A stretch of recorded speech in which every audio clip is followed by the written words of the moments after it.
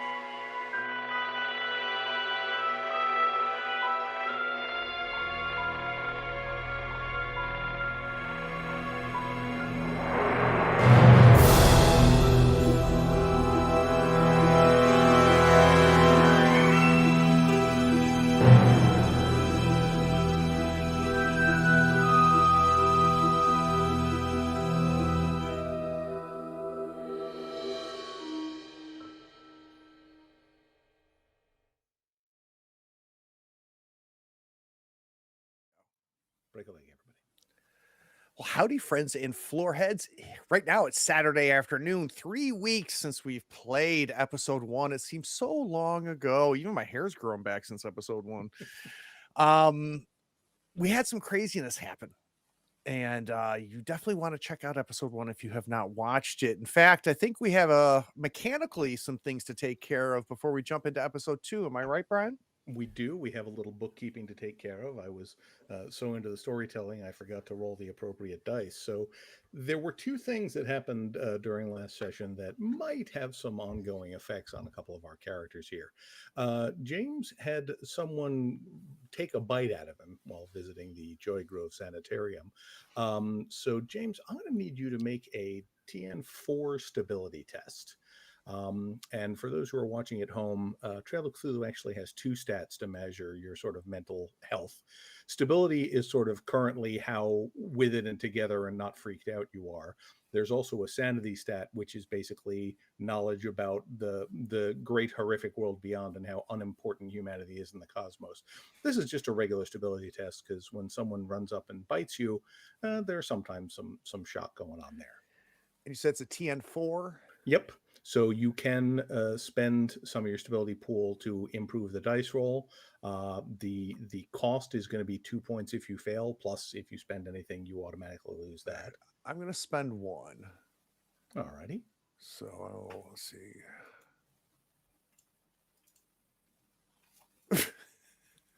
All right. What did I lose? So you've lost a total of 3. The one that you spent and 2 more.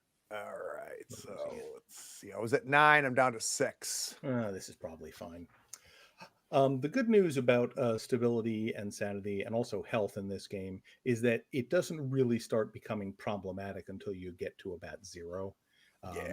You'll go below 0 before you die or go mad, but still, it's something to be aware of. But yeah, so that rattled you a little bit. I mean, you've been in fights before, I'm sure, but getting bitten is just a little weird. Yeah, well, and the setting too, right? So like the framing of where we are, everything, what we're learning, meeting everybody, just and the fact that he seemed to know you when you didn't know him. Yeah. Another bright side is that one of Adrian's things is that they can stabilize erratic characters. So if you ever go too far, they can maybe help you potentially. Luckily, the doctor's here. I mean, James is always erratic, but we'll get there. That's true. The other thing we had right at the end of last episode, Alice saw or thought she saw some kind of strange mouth moving and making silent words at her from the water-stained plaster in the sanitarium. So Alice is also going to need to make a TN4 stability test. This one will cost you 3 on a failure. It's a little bit spookier. I'll live dangerously. Yeah, exactly. So make it look so easy. Right, exactly. So she's been in the Great War. She's seen worse. Exactly. So, but let me ask, how does that? I mean, how does Alice take that? Is it just sort of like, oh, clearly I imagined that this place is just unsettling me, or I think I think something along those lines. It's like that must have been a trick of the eye, trick of the light. Yeah, obviously that's not a thing that happens. It's you know it's suggestion. After all those stories about, I don't know, Golgoroth or the thing with all the mouths, it's suggestion and a trick of the mind. It's like those Rorschach prints. You can see anything in it. If I look back, it's probably going to look like a pumpkin or a dolphin or something. Exactly. Yeah, so we pick up with our heroes coming out of the Georgia Grove Sanitarium. It's a little before 4 p.m. On a Tuesday in Savannah, Georgia. You walk back out, the heat and the humidity sort of hits you like a wall once you're going through the door. What is your next destination? So, shall we head over to the Henslow estate, pick up that journal that Douglas was talking about? I agreed. Let's just get all we can here as quick as we can and move on. All right. So you have your rental car. Remind me, who's driving? Sal It's either driving? Sal or myself. I can't remember. I was sitting shotgun. I remember that. So All right. he's not bad at driving. Yeah. All right. We'll put Sal in the driver's seat then. Yeah, and honestly, Sal, even if I was the one that drove here, I'm not really up for it right now. So I appreciate you driving. Sal's going to drive fast because the faster you go, the more wind comes in and the cooler you get. Of course. Perfect logic there. Yeah. So Alice is just fine with that. She's got the window down. Yeah, so it's easy enough. You probably have to, stop at a gas station or something and get directions because it's, nobody has GPS and it's not even like you can get a good street map of the area outside town. And it's probably about a 45-minute drive from where you are because you're kind of in downtown Savannah. Yeah. And you're heading fairly deep into the sort of coastal swamps. This is really serious wetlands here. Everything smells of mud and rotting wood as you go by. There's all the Spanish moss hanging from the trees. Periodically, some enormous palmetto bug will hit the windshield before the wipers flick it away. And you're making your way, on these roads, and they're mostly dirt roads. There's like a little bit of rocks along the sides to sort of, stabilize them a little bit, but it's pretty much dirt road. And you could fit two cars in there in a hurry, but you wouldn't want to pass, you wouldn't want to be going at a high speed if another car was coming. And eventually you follow the directions you were given. And, it's like a little turn off to the side down another dirt driveway. And you get to, probably about a 6-foot stone wall around this property with a big wrought iron gate in the front. Looks like it's starting to rust. There's a lot of moss and lichen and stuff on the wall. The gate itself is closed. There's the house number, but there's no name or anything on the plate there. And there's a brass bell just kind of hanging next to the gate in front of the house. You can't quite see the house from here. I think Alice will get out and say, I'll ring the bell. Okay. You ring it, and you immediately hear what sound like some dogs barking inside the property. And it isn't too long before you see this trio of dogs come running up. They look like some kind of bulldog mix, probably. And coming up behind them is a tall, one of those guys that's probably somewhere north of 40, but it's hard to say about how hard. He's got like a hunting cap on and, just sort of a rough workman's shirt and blue jeans. He's carrying a pitchfork. And, immediately when he gets kind of within shouting range of the car, as he's trudging up, he just kind of says, "Well, whatever y'all selling, we don't want none." We're not selling anything, Mr. Carruthers? Or are you That's Mr. right. Hickman? Yes, and she'll take out the note that they got from Douglas. It says, we're here, we just came from the sanitarium. We spoke with Mr. Henslow, and he's given me this note to give to you. Okay. Well, he takes it and unfolds it, tells the dogs, hush, bullet, hush, and they're still barking because you're new people. He unfolds the letter and he reads it, and you can see his lips moving as he reads, but, eventually says, well, all right then, folds it up, tucks it in a dirty shirt pocket, and unlatches the gate and lets you go through, and just kind of points up the drive and says, houses up around there on the left. Thank you very much, sir. Mm-hmm. And I'll get back in the car. Yep. All So right. we'll pull in very carefully. All right. Make sure not to hit the dogs. All right. Yeah, the dogs are smart enough to avoid the car, although they do chase it on the way in. So Carruthers, latches the gate again behind you and comes up to follow. The house proper is, it's a 2-story sort of classic antebellum estate with the big columns out front. Looks like it was, a very nice building, although as you get close, there's a lot of moss and lichen on it and kind of mud splashed on the lower parts of the pillars. The paint's peeling a little bit. It clearly has not been maintained very well. As you pull up, kind of, Carruthers comes up to the front door and opens it, and he'll hold it for Naomi and then let the rest of you, figure it out yourselves. And you can get inside and you can see that the same thing is true in here. It's clearly musty. The rugs are very threadbare and worn. A lot of light bulbs are burned out. There's a sort of damp plaster smell, and what some of you might recognize as like a cat box that hasn't been cleaned in a while. There's still some of those swamp smells coming in from the windows. And he basically comes in, leaves the dogs outside, obviously, kind of leans his pitchfork up against the wall and says, well, I'm not sure exactly what you folk are looking for, but, you're welcome to take a look around, do whatever it is that you need to do for Mr. Douglas. Grounds go out from here south and east. There ain't much to find out there, but if you need to have a look, I suppose you can. Mother Henslow is up in the room at the top of the stairs. Try not to trouble her none. She's very old and not well, and I don't know how well she'll take to having strangers in the house. But if Mr. Douglas says it's all right, it's all right. And I'll be back in my cottage by the garden if you should need me for anything. Okay. Thank you very much, Mr. Carruthers. Douglas mentioned Fred Hickering. He doesn't stay here? No. Name doesn't sound familiar at all. It's just me and Mother Henslow and Mr. Douglas when he's here. Okay.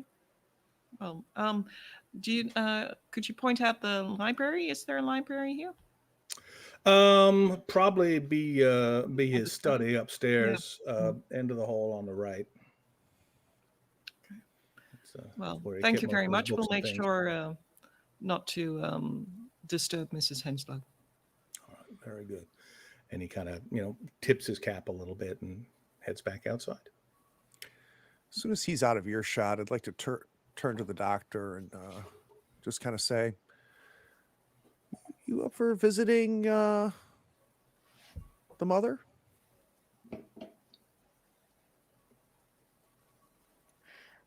Perhaps if we're able to go in without disturbing her. I don't really plan on upsetting an old lady if we don't have to. I can go to the kitchen, maybe find some tea or coffee or something we can make and bring up. I just think if anybody could talk to her with any success, it would be you. And just something tells me that she might have some information. But if you don't feel good about it, I understand. I can give it my best. If you think that's all right, I can try. I believe Miss Roscavel would also be good, a bit better with general communication than me. Probably best if the two of us. I think Douglas said she's in the early stages of dementia. But should we stop by her first? don't want to worry hearing all types of sounds. But we need to find that journal. Yeah, Sal and I can go to the study. So I guess All we'll right. pass the note to both of you because it kind of has the directions about where it is. All right. Okay, so let's Adrian, let's go make some tea or something. Perhaps there's some iced tea in the icebox, or well, let's see. So yeah, you head into the kitchen, which is easy to find. It kind of smells in here. You can see there's some bread in a bread box on the counter that's starting to get a little moldy. Most of what's in the garbage are just like soup cans, that kind of thing. It does look like there's a lot of dining going on. There is a teapot and some tea leaves. They look like they're probably a little older than you would like, but they're probably still good. A lot of probablys in there. Probably. It's I probably a mess. I think Adrian will actually, seeing that the bread is starting to mold, if there's any spray cloth, kind of wrap it up and throw it away for them, just because Okay. it's not good to eat moldy bread. This is true. And then before using the teapot, we'll clean it out a bit. Just kind of hot water and soap if there's any, just to make sure it's all good. Yeah, it takes a minute for the water to run hot, but yeah, you can clean it out without a problem.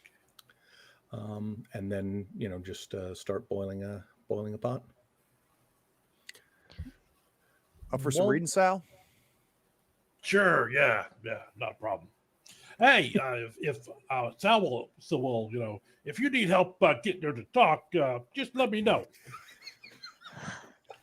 Thank I'm you, Sal. happy to But help. I'm sure that won't be Keep it in necessary. mind, Sal. We'll keep it in mind. Don't get your stuffing. Just so do you know? I really don't want to imagine what methods he was planning on using. I really don't want to. Well, I'm sure it can be very charming with older women. Very specific. Yes. All right. So it sounds like James and Sal are heading upstairs while the other two are in the kitchen. So the stairs are old and kind of creaky, but you can make your way up. There's probably 4 or 5 doors off this top hallway, but it's easy to find the study that he was talking about. And it looks pretty dusty. It looks like nobody's been in here in a while. Bookshelves on most of the walls, pretty well stocked with an assortment of stuff. There is a big writing desk in one side of the room that was probably again once very nice, but is sort of showing its age. And there's a sort of a bunch of stuff kind of haphazardly piled on one corner of the desk. There's a shovel leaning against it that is still caked with mud and dirt. And then on one corner it looks like there's A shovel in the study? Yes. Okay. Yes, with Colonel Mustard. He's got there's like a camera and a flashlight, what looks like a big ball of twine or string of some kind, and what looks like a jar of ink and a brush just kind of all piled on one corner of the table. And then a blotter and the regular desktop stuff. Can I tell if there's a film in the camera? You take a look. Do you have photography? I think you do, actually. Somebody does. I know that. Let me take a look here. Yes, James has a point in photography. Yeah, you look at it. It's a Kodak folding brownie. It's a fairly common commercial camera. Doesn't have film in it right now. Although it's in good shape, but it's not loaded. Yeah, I was only looking for film. I'm going to start going through papers. Sal, you what are your thoughts? Where do you think we should go? Where should we start this? So we start with the stack of stuff on the desk. Okay. So I'm just going to kind of divvy it, right? Give you some of the pile. I'll take some of the pile. Okay. So looking at it between you, like I say, the camera's in good shape, but not loaded. There's a flashlight that's still got like some dirty fingerprints on it. Looks like it's been used out in the wild for a while. Like I said, there's a big ball of twine that has some splotches of like dark blue ink on it in various places. And then there is a jar of that same, what looks like the same blue ink and a brush that is still, dirty with that same ink on the brushes. It's all dried up. It's obviously been here for a while. And looks like there are some knots tied in this thing. Like if you spread it out, there would be knots on it periodically. But nothing really that says what this is all about. It's just like this is what he was carrying, and he dumped it all on the desk and left. Any papers, anything like that in that pile? Is it just all what was mentioned? No, that pile is just that stuff. I mean, there's like a little spot on the desk that has some bits of stationery and pen and inkwell, that kind of thing. How big is this ball of twine? Like softball, baseball? Yeah, probably about softball size. Okay. Sal, you're going to see me pick up the twine. I'm not trying to hide that I'm doing it, but I'm also not going to say anything about it. I'm going to plop my butt into this chair behind the desk and just start to unravel and see if I can make out. And I guess the first thing I'd like to do I get a sense of like this was bought? Is it in the condition it was bought in, right? So is this a ball of twine that has not been used yet, or? No, it's kind of loose, like it's been unwound and rewound. And definitely looking at it as you're stretching out, you find there's like one stretch that has, maybe 3 or 4 little splotches of that ink or paint on it, within a couple feet. And then there's a couple long feet of clean twine and a big knot. And then there's a couple more ink splotches, and then a long space and a big knot and another long space. So it looks like it's, been definitely used for something. Right. Hard to say exactly what. 2023, Craig has no idea what you would use twine with knots and ink on it for, but does potentially 1930s James have an idea? Let's see. I mean, just you've got some evidence collection. You've spent some time as a detective type person. It occurs to you that like it doesn't the paint or the ink on the twine doesn't look like it's like somebody brushed it here and here and here. It thinks like maybe it was wrapped around something and somebody did a load of paint on it there, and so it's just like where the thing wrapped around. It doesn't look like. Yeah, but as far as what it means or what it's used for, it's hard to say. Okay. I'll focus on unraveling that. Okay. So Sal, while James is fiddling with his twine, what do you got going on? Sal's going to take a look at the shovel. See how fresh the mud is. He'll look over at James and says, the cat's going to be unhappy that you're unraveling a toy. The shovel, I mean, it's all dry. It's been here, you would guess certainly weeks, if not considerably longer. It looks like a couple of the bigger chunks have kind of fallen off onto the floor, but it's very dry. It hasn't been used recently. Okay. Strange place for a shovel. Indeed. What do you make of it, Sal? Yeah. The mud's all dried, caked up. Not been used in a while. But on the second floor, that's what I don't get, right? Like, why would you bring a dirty, muddy shovel up to the second floor and dump it in your study? So while you two are analyzing and considering that, we'll cut back down to the kitchen where the kettle has started to whistle. So you can put some tea leaves in and make up a little tray. There is like a little serving tray in here. That looks like a good place. You could put like a little sugar bowl and some spoons and napkin and such. Check the sugar bowl for ants. Pick them out. Yeah, it looks like this one actually is still sealed pretty shut, so there aren't any inside. Okay. It's probably the nicest Inside. Oh yeah, there are definitely ants in the kitchen and other things as well. So I'll check some whether there are any cans with cookies or something like that look probably edible? not. There is a cookie jar, but there's just crumbs in there. Okay, so well then, Adrian, let's go see to Mrs. Henslow. All right. And before we go up, just checking, have you ever had any experiences with people with memory issues or dementia? Well, not old age dementia, not that much. Well, there was this one client, but I've mainly been most of my experiences with more, let's say, physical trauma related. But I did take care of somebody recently who was well, that's more alcohol. So no, not old age dementia. All right. Well, one thing to be aware of is once the mind starts to deteriorate from age, the person's their mind will sort of retreat back to a moment of time whenever they were at their calmest and most comforted. So if she seems to be talking about a different time period or people that you can't seem to make sense of, just know that it's not a mad delusion. It's simply the brain trying to focus on something that it can make sense of at this point in time. So you may have to entertain a redirect or something of the sort. Let's see how batty she is, and she's gonna pick up the tray and start heading up. I guess that's one way to put it. Amateurs. Years of academy training wasted. I love the contrast.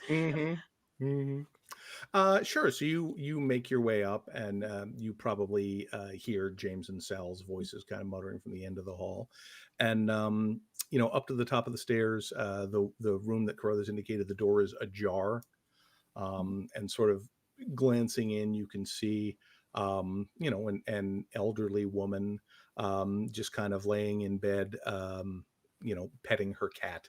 It's sort of a long hair that looks like it could use a good combing, like several times a day. But the cat seems quite comfortable anyway. And she doesn't appear to have noticed you approaching yet. Alice's hands are full, but she's gonna, kind of in a very resolute manner, kind of knock briefly on the door with her elbow, push it open, and then just step in, like, Mrs. Henslow, good afternoon. We brought some tea. Yeah, so she looks up. It's like when she hears the knock on the door, you hear her start to say, "Oh, Carruthers, come." Hello. Hello, Mrs. Henslow. I'm Alice Ross. This is Dr. Adrian. We are associates of your son. Douglas. You've seen Douglas. Very yes, good. He asked us to come visit with you. Oh, he is a good boy. Is he doing better? He's doing quite well. Oh, good. He's been through so much, my poor boy. Would you like some tea? Oh, that would be lovely. Thank you. Okay. So she'll move around there's probably a night table next to it, next to the bed. Yep. Pour in some tea and look around. Pull up a chair or something? Yeah, there are a couple chairs nearby. There's actually one that is sitting kind of right next to the bed, as if somebody was caring for her at different times. But and there's certainly another one that Adrian can pull over if desired. Yeah, so I'll pour in the tea and look at her, and are you one or two or three? Just one, please. Just one. Moderation. And she'll do the tea and then hold out the cup with the sauce and watch out. It's still a bit hot. Or should I leave it for a moment? Just put it on the table. I'll get it in a moment. Okay. So you can see that her hands kind of have a little tremor to them, so she probably doesn't want to take a chance on spilling it. Well, it's very good. Sorry, good. Sorry. No, go ahead. Adrian just kind of pulls his chair up as well and says, your son talked highly of you whenever we met him. And Alice, you can note that their voice has gone a bit higher, it seems, and almost like more feminine. Yes, Douglas is a very good boy. He had he's been through so much. Really, it's a shame. Oh well, yes, but he, as Dr. Adrian said, he talked highly of you. He was very glad that Carruthers is still here to take care of you. He regrets he can't be here himself. Yes, just the horrible things he saw. He just went to the hospital, and I think he may be there the rest of his days. Well, surely not. Well, I don't know about these things, but he came home for a little bit, but he was not well. Mm. He seems to be in at least a better state of mind at the moment, whenever we met him. That's good. And he's being taken care of. That's Yeah. that's very clear. So and how are you? Oh, well, I'm doing fine. Carruthers takes good care of me in the house.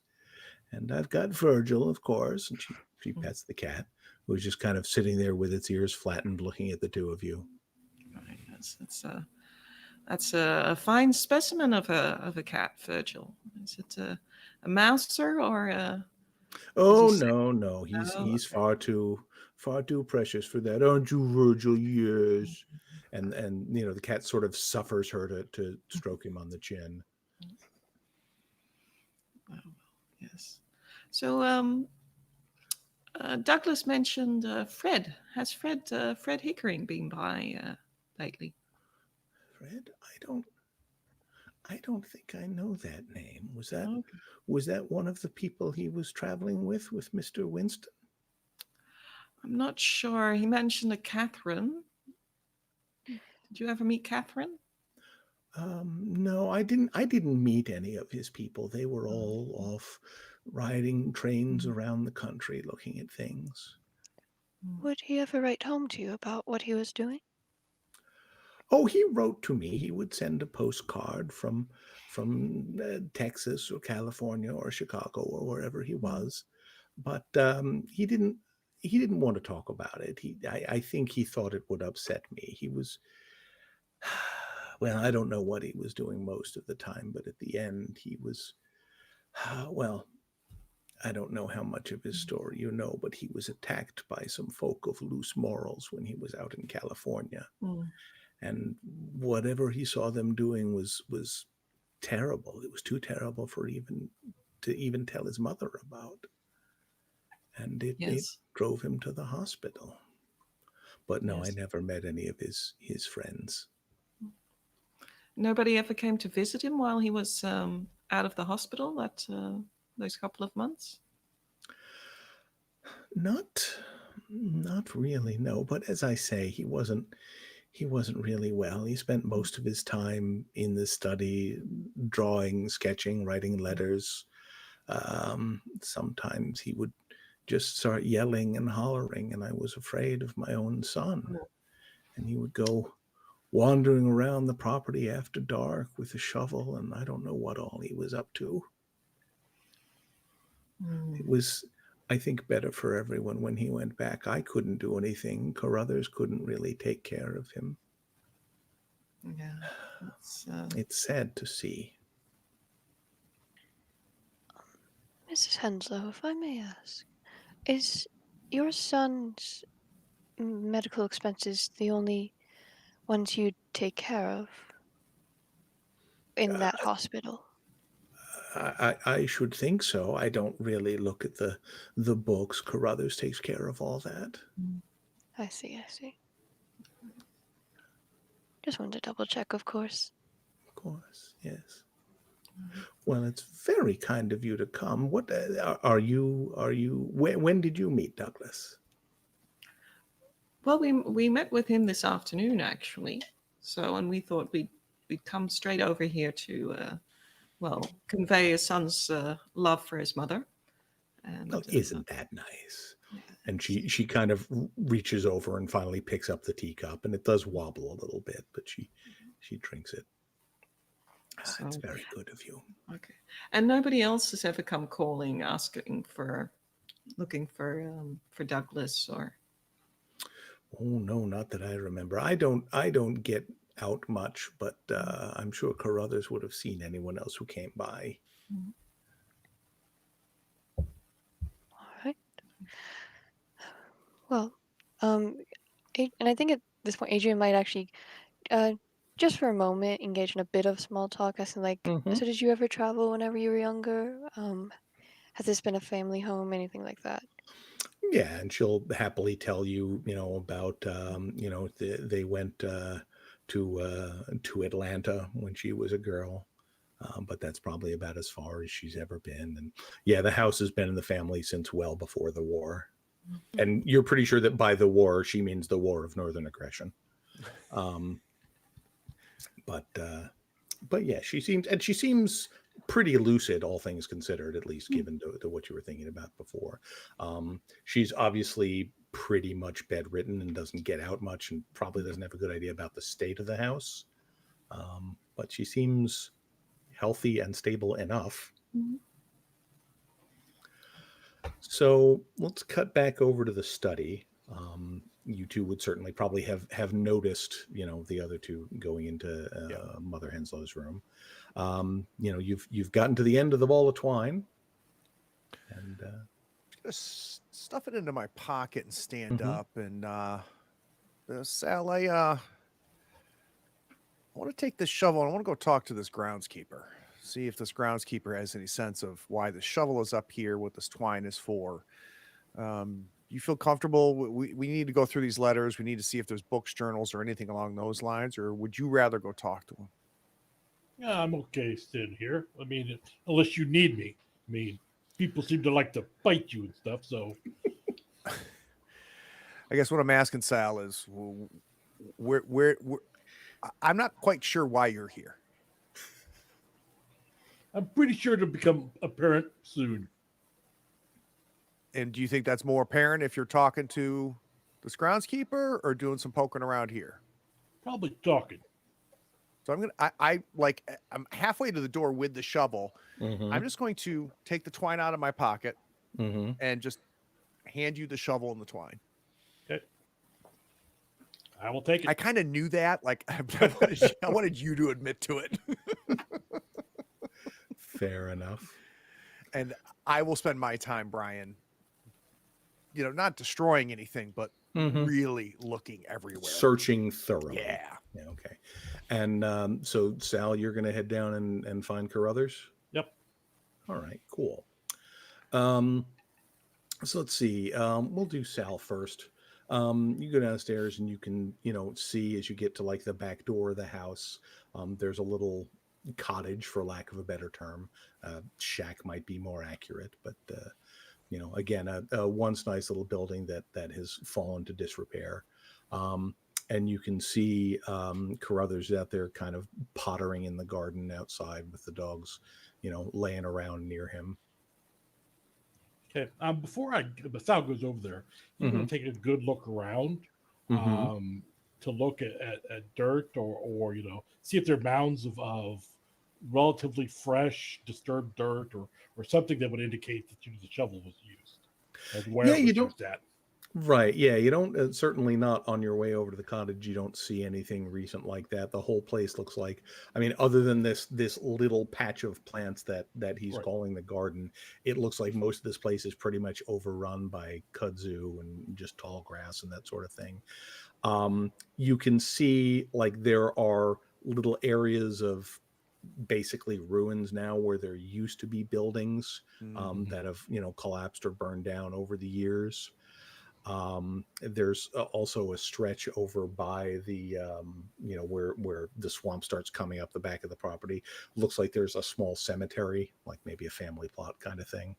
But you don't see any sign of anything that is, has been recently dug up or excavated. Okay. I will go ahead and then approach Carruthers. All right. He kind of looks at you, looks at the shovel, looks up and says, "Help you?" Yeah. Hate to bother you. I know you're busy in the garden. Lovely garden, by the way. Yeah, well, it does all right, I suppose. As long as it's producing, that's all that matters. So, my buddy and I were up in the study, and we found this shovel. And does this shovel belong to you? Yeah, I think, I had that in the shed. Mr. Douglas took that out last time he was home, and I kind of wondered where it got to. He had it up in his study? Yeah. When was he last home? Oh, gosh, would have been I guess 3 years ago now. I think it was 32. It was. I mean, he's been in the hospital for most of the last 10 years, I suppose. So has he just come the home the once or? Yeah, he was. It was kind of the one time I saw him focused on anything. Most of the time, he was real easily distracted. You know, he's sort of an RC type, so he would anything, you know, the butterfly come by and he would go off chasing it. But when he come home, he was real focused on this book he was making, and then he'd be wandering around all hours with his camera. Not sure what he was up to, but he definitely had something in mind. Wasn't any of my business, but oh yeah. He says he was making a book, writing a book. Yeah, he was doing a lot of writing and sketching in some big old journal he had. Do you know where this journal is? I'd guess it'd be up in his study, but you know, I'm not much of a book fellow. I never really went, and it's private business, you know. So I understand. I'm not much for books either. So, do you remember what it looks like though? yeah, I guess. And he just kind of describes, you know, just a regular leather-bound blank journal. You know, he can tell you about how big it is. It was black leather on the cover with a red spine, but you know, that's about all he knows of it. Okay. Then Sal's gonna reach in his pocket and take out this ball of twine that's been unwrapped. Says, you know what's up with this? You know, it's knots. Question: are the knots regularly spaced? Not super regularly. It's like you got some splotches, some empty twine, a knot, some splotches, some empty twine, a knot. So I mean, there's a pattern, but the distances are not close. Okay. Not Yeah, similar. I was thinking that maybe it was used for measuring distance, you know, in a boat or something. Well, if so, whoever did this was pretty sloppy. Okay. Do you know anything about this? It was in a bowl. Looked like a cat's toy or something. Yeah, well, it might be. I don't know. That Virgil never done much chasing of anything. No, it's a ball of twine as far as I know. Okay. Did go ahead. No, he's not saying anything. He's just kind of giving you that look like, these are a lot of weird questions. He's not saying anything. He's just like, city folk, you know. Did Mr. Hinslow like blue ink or black ink? I don't rightly know. Fair enough. Never Sorry looked that close. to bother you, and if you don't mind, I'm just going to take a look around. No, that's all fine. Okay. Do you want the shovel back, sir?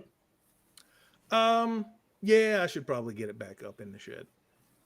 Here you go. So take it, and, you know, heads off to a little, you know, a little storage shed not far from here. Okay. So I was going to go ahead and go back inside and upstairs for a brief moment. Okay. One of the dogs follows you back to the house, not like in an aggressive way or anything, just curious. Sal will, you know, do the whole hold out his hand and you know, let the dog sniff it. And just, you know, Dog's not so sure about that. I mean, he kind of keeps his distance, but he's watching you. Okay. And then James, as you're going through, looking through, as far as like paperwork and stuff, there's like most of the things you find as far as like bills and correspondence and that kind of thing are like early 1920s. Okay. So this doesn't look like it was used for much of anything recently. Right.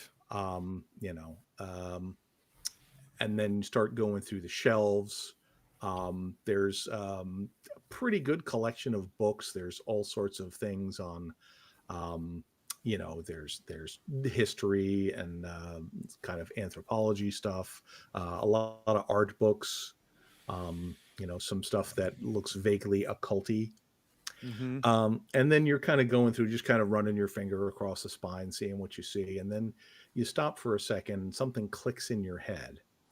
And you look back and you see that one of the books is labeled Hickering, which is the name you were told to ask about here. Yep. Let's take a gander. Okay. It's a book called Communion Rites of Victorian Death Cults by Francis J. Hickering. James has never read H.P. Lovecraft, so he's going to open up the book and he's going to read it. Okay, He's going to flip through it. Yeah, you start flipping through, and it's basically, a lot of articles kind of sensationalized about what a lot of people in Victorian England and related areas were doing as far as seances and trying to summon that kind of thing. There's a lot of words in here, James. But it's none of it appears to be especially dog-eared or bookmarked in any way like that. But you do notice that there is a photograph tucked inside the front cover. Okay. And looking at it, it looks like a picture of this house, like the back of the house, and also like scratched into the bottom of the picture is the number sign and 1. Huh. Okay. And this is the back of the house we're in right now. Yes. And there's also is there any way to, written on the back, based on the condition in the picture and the condition of the house as we walked in, can I get a sense of how old this picture is or when it may have been taken? Yeah, I mean, you're pretty good at photography. Yeah, you think it's maybe a couple years. Okay, so this is the most recent visit then, when he got the break, Probably, not the 10-year stint. Right.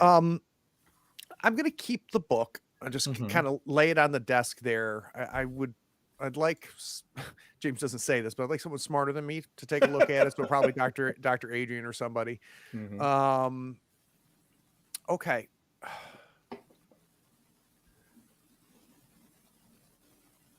Anything else on the shelves? Anything that's less dusty? Open up the oak drawers to the desk. You said everything's 10 plus years old. Yeah, it looks like this is, I mean, there's some areas that, you probably find a couple bills or, letters received that were like from 1932 during that stretch when he was home. Right. But almost all of it looks like it is significantly old.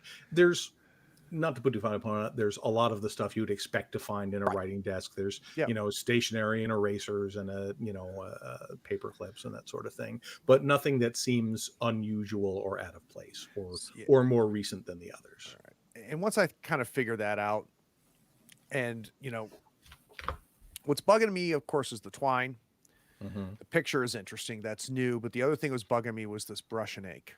And if I'm not getting anything tied to the twine or to the brush and the ink, I'm just going to take the book, head out back to the hallway with the intent of just peeking in, but not making myself announced to the mother's room.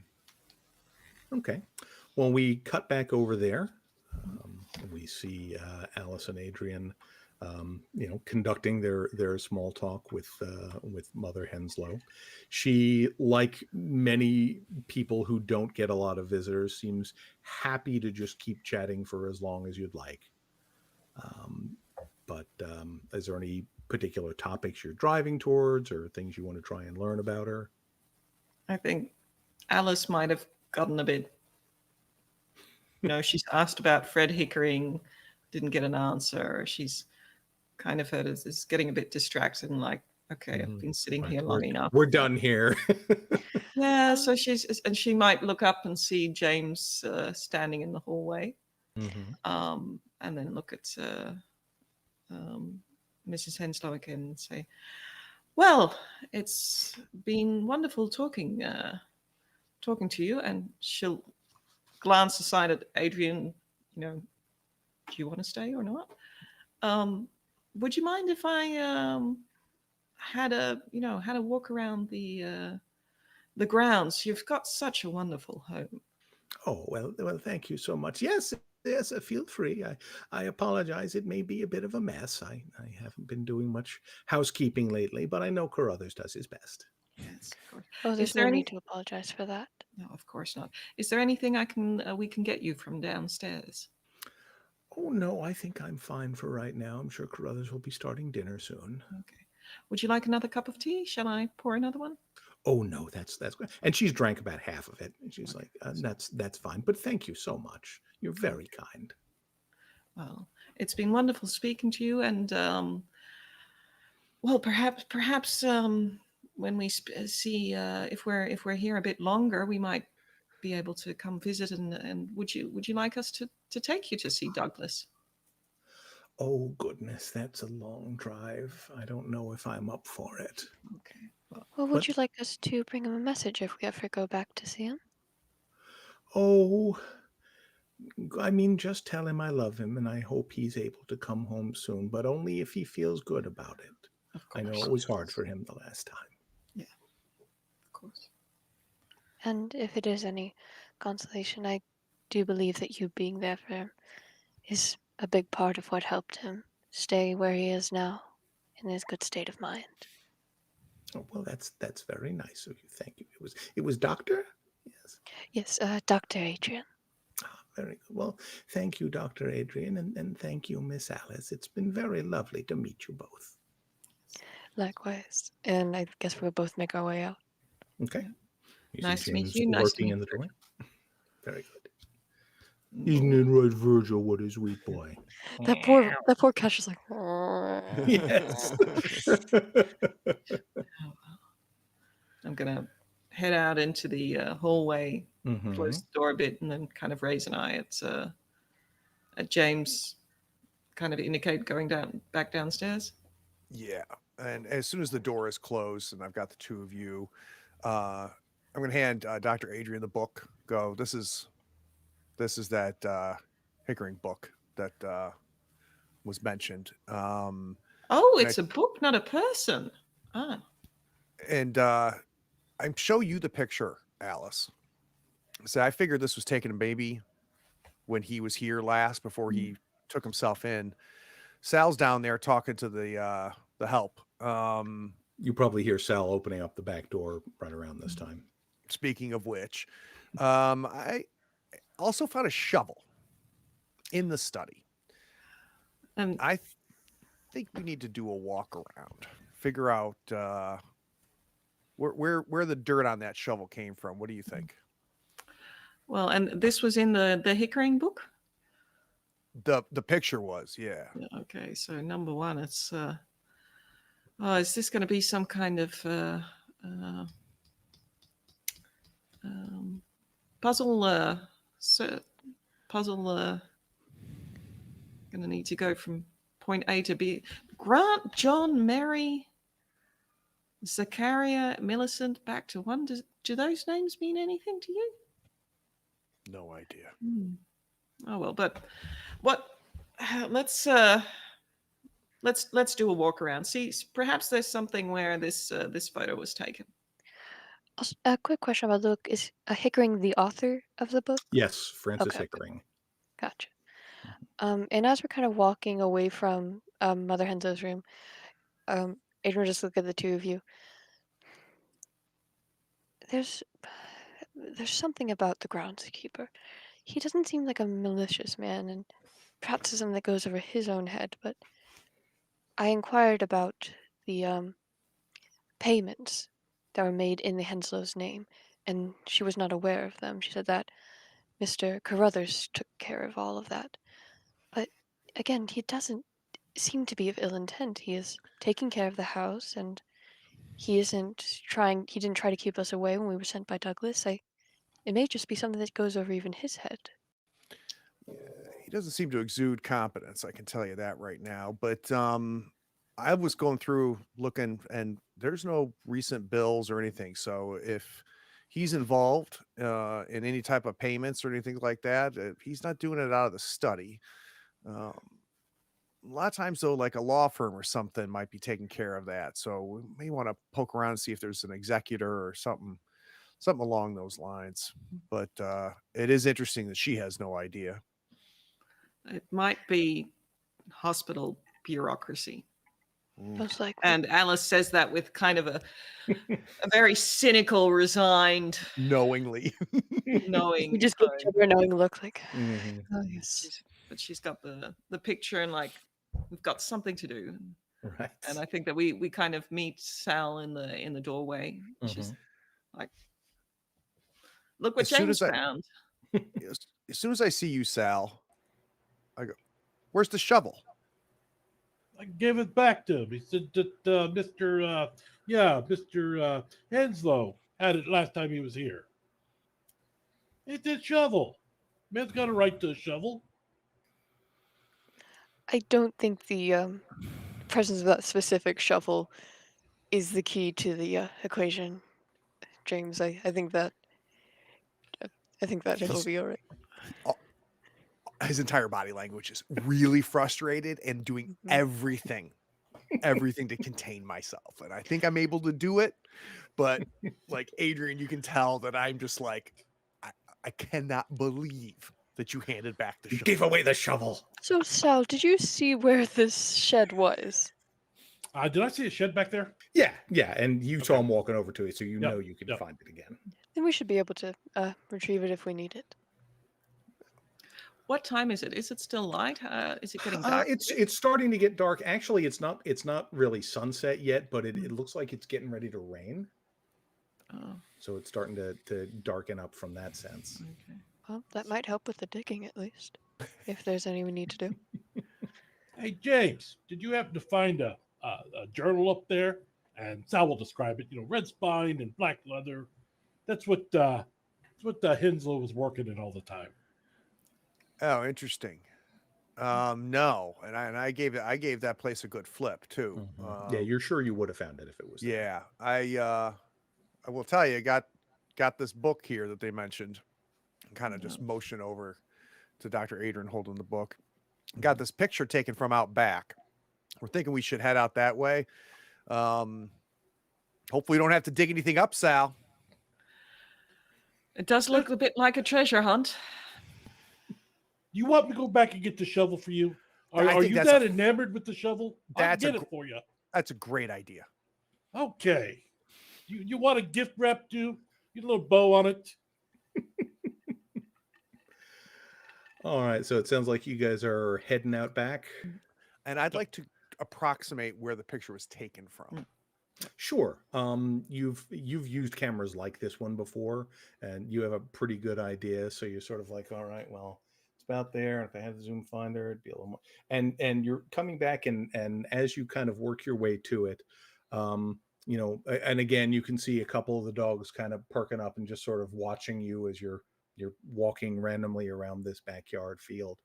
And where you make your way to is kind of at the edge of the little family cemetery out back. Mm-hmm. And you're right near,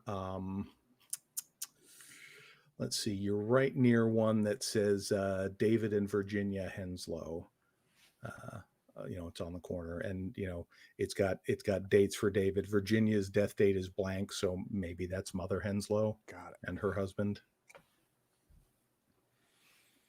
So, stupid question. Mm-hmm. Remembering the twine, Mm-hmm. do I get a sense like if I had the twine in my hand and like it would reach the house, or we're way past? No, it's not long enough to reach the house. Okay. And when you come back with a shovel, I assume you gave the twine back too. No, he didn't know anything about the twine. So I still has it. Would you like it? So I nod and take the twine back from you. And I'm Something special about the twine? So I'm showing it to the two of you, right? And I said there was blue ink up there and a brush, and you can see there's a pattern here, but they're not like he was doing something with this. And I don't know what it was. I was expecting to maybe find a map or something that maybe he was using to, I don't know, but and I'm just gonna hand one end of it to you, Alice, and I'm gonna stand where I am. Okay. So I'm gonna look at the back of the picture again. I'm like, I never was one for treasure hunts, but we've got names here and we're standing in a cemetery. Can anybody find a Grant or John or Mary?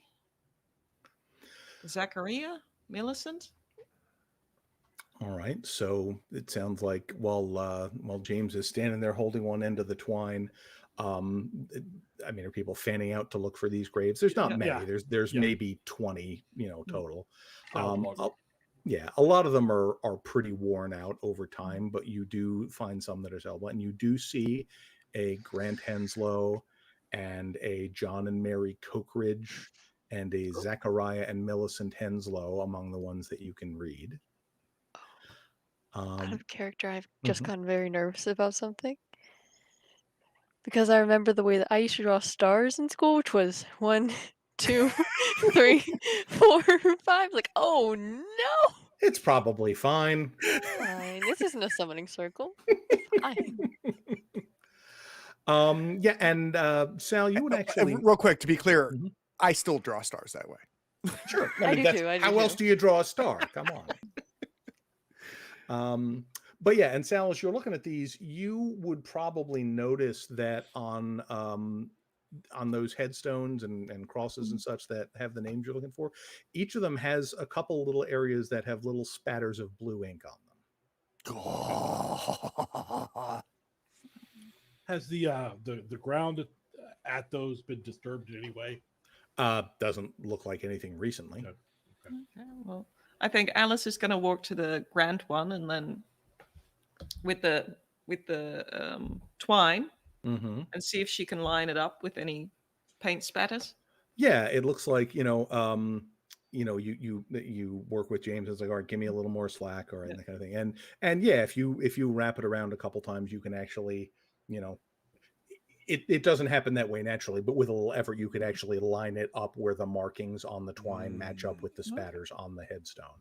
So that looks like he wrapped the twine around here and slapped the brush on it, and that's what you get. Okay, and I think I'm going to do that, and then will it stay in place, or do I? If you wrap it a couple times, it's not going to go anywhere. Okay, then head over to John and Mary, and Alice is getting kind of it's getting in the swing of it. It's like, hey, this is fun. So John and Mary do the same. Try and line it up. Yep, works out pretty well. Zachary and Millicent. Sounds good. Okay, and then I'm heading straight back to James. Okay. So what you've got is you see some of those same blue spatters on the one that James is standing next to. And that is about the end of the twine when it gets back there. And what you've got is sort of like a rough rectangle. It's not clean or tidy by anything. So you've got these taut sections of twine going around with like a knot in the middle of each side. And then I'm going to just stand there and look at it and like, okay, yeah, and now what? I was like, okay, it's not an X. Usually it's X marks the spot. So James is, I'm going to walk the perimeter. So just outside where we've got this twine now set up, looking at the ground, seeing if I'm seeing any digging that may have occurred in the last couple of years. And then we may not have an X, but we have a center to this shape, and I'm going to duck under the twine, take my favorite shovel with me, and head towards what I would consider the most equidistant to all the areas of the twine. Well, maybe the knots. Yeah, and actually, as you're trying to find a space, because like I say, it's sort of vaguely parallelogram-ish, right? But you're sort of like, when you're standing there, you're sort of like, all right, well, if I do a line between the knots on these two sides and a line between the knots on these two sides, that would put me about here. And it's a space between a couple of graves, so you wouldn't like be digging up a grave. And certainly there's no sign of any recent digging or anything there, but there's about to be. It's just dirt. So all right. So you start digging? Yep. Okay. Foot goes hard and just push the shovel into the dirt. All right. Sal, you okay with this? He's mistreating your shovel. No, but Sal is thinking about how long does it take for rabies to set in, because he's yeah, Sal's fine with it. He's gonna watch you. He's gonna swat at mosquitoes too. Yeah, exactly. Oh, and yeah, there are plenty of mosquitoes here, to be sure.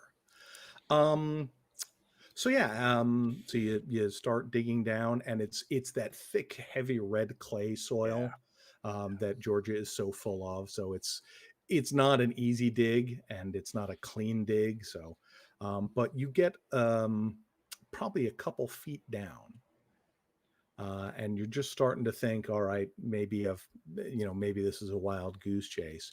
And you put the shovel down, and you hear kind of a scraping sound as the blade has hit metal. I think Alice is going to drop the string. She's been keeping it up and just walk straight over to have a look. Did you find something? Yeah, I found something. What's the light situation? There was a flashlight up there in the study. There was. It's dim, like I said. The clouds are getting fairly heavy, but it's not dark yet. Okay. So yeah, you can sort of take the shovel and kind of find the edges, and it looks like it's a metal box, probably about 1 foot by 2 feet, maybe. Lift it up. Okay. Pop it to the outside. Lever it out.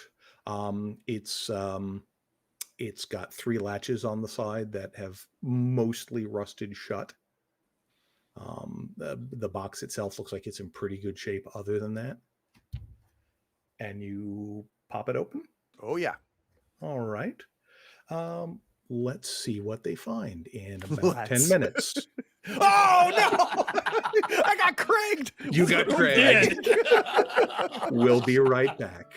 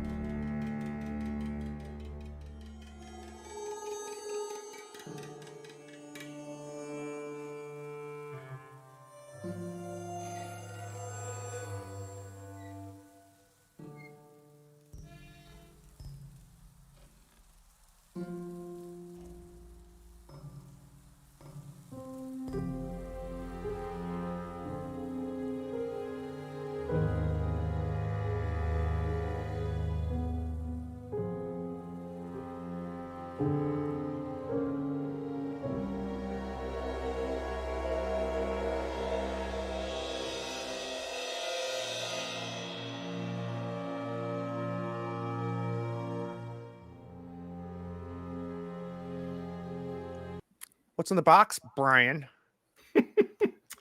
Yeah, so you pop the latches off, and a couple of them take a little bit of force because it's been down there for a while. But when you open it, the contents and everything inside seem pretty dry, so it looks like it was nicely waterproofed. And the first thing that you see on top of the box is this big stone slab with like an eye carved into it. How big is this thing? It's maybe 10 inches square ish.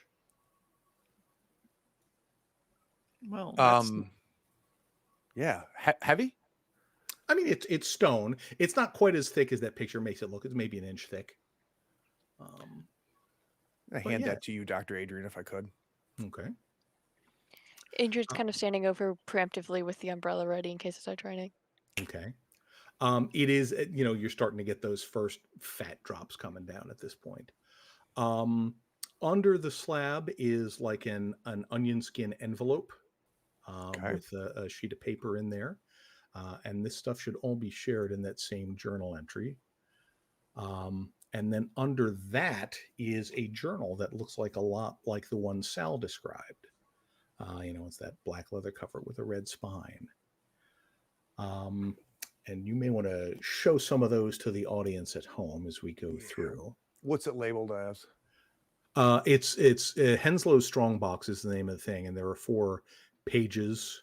There's the slab, the letter, the key. Do I have to show the pages individually? It's under the Savannah folder. Do you see that? Yeah, but it's not showing us. If you hit show players, it doesn't change ownership. So go right click and change ownership real quick. Okay. Do observer.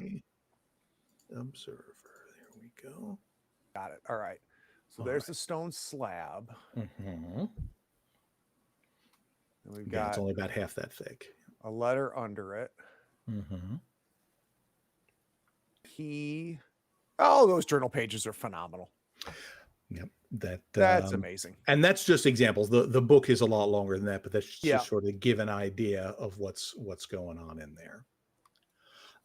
So for those who may not be watching or reading tiny letters, maybe someone will be kind enough to read that letter for our fans at home. Yeah, I think Alice will pick up the letter and read it up. It says W. So I think this is meant for Walter. I've destroyed the notes I took during our investigation. After compiling what I saw and what I remember into this notebook, you might recognize the stone. I took it from the barn that night. I think it was Ease. Oh, that must be that cult guy. Yep. I know the thing watches me. If it wanted to hurt me, I think it could. I hope you're careful. I put our materials in a safe deposit box in the First Bank of Long Beach before coming home. The key is here. Is there a key in the box? There is. There is. Okay. And you would recognize it as safe deposit box key. Okay. Use it wisely. I know you will. Don't come for me. I don't think I have it in me anymore to do the work. I don't trust myself anymore. Thank you for coming this far, D. Okay. And then the journal itself looks like it's a bunch of notes and drawings, and they're kind of all written in shorthand and kind of a stream of consciousness thing. Most of it looks like it's the same kind of information you got from talking to Douglas. There are sketches of the people. There's like a sketch of Walter Winston, which I believe Adrian would recognize. There are sketches of presumably the other people on the crew, just pages and pages of these images of figures dancing in flames and some kind of multi-limbed monster with tentacles that end in mouths. So yeah, I mean, you don't have probably not going to take the full time to read it now, but it looks like it's kind of a collection of memories and hallucinations about whatever happened. Sal, is this the journal that Groundskeeper described? Looks like it. Yeah. And it does begin to rain a little harder at this point as you're getting yourself out of this hole. As they're kind of climbing out, and I imagine Alice had actually read it out in character as well. Yep.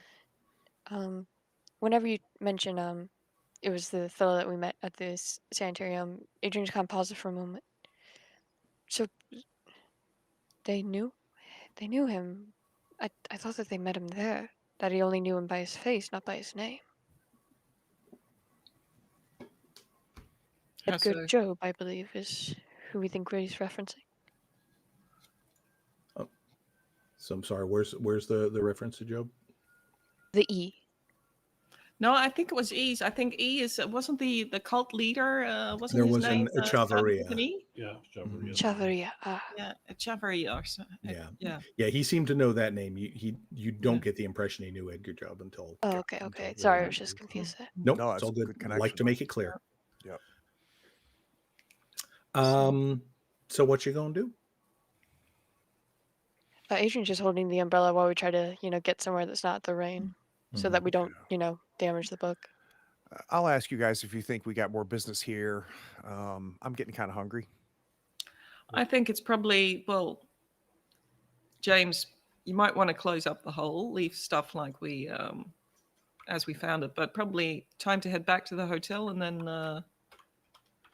have a look at the notes, and then it's either Long Beach or California. All right. Who's carrying the stuff? I would. Okay, just put all of it back in the box and put it that way. All right, sounds good.